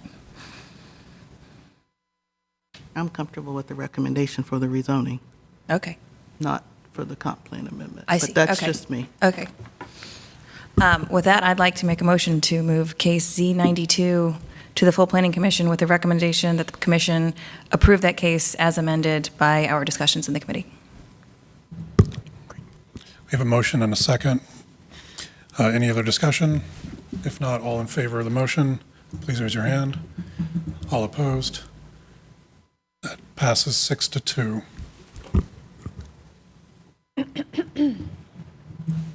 So And with for that, the record, just, this is because I don't support the rezoning as a whole. Yes, ma'am. So that's just so Shanita can get it. Same here. That's the reason for my no vote as well. Okay. all right, thank you. With that, I think we've covered all of our items on record time. Thank you all for your patience. Meeting adjourned.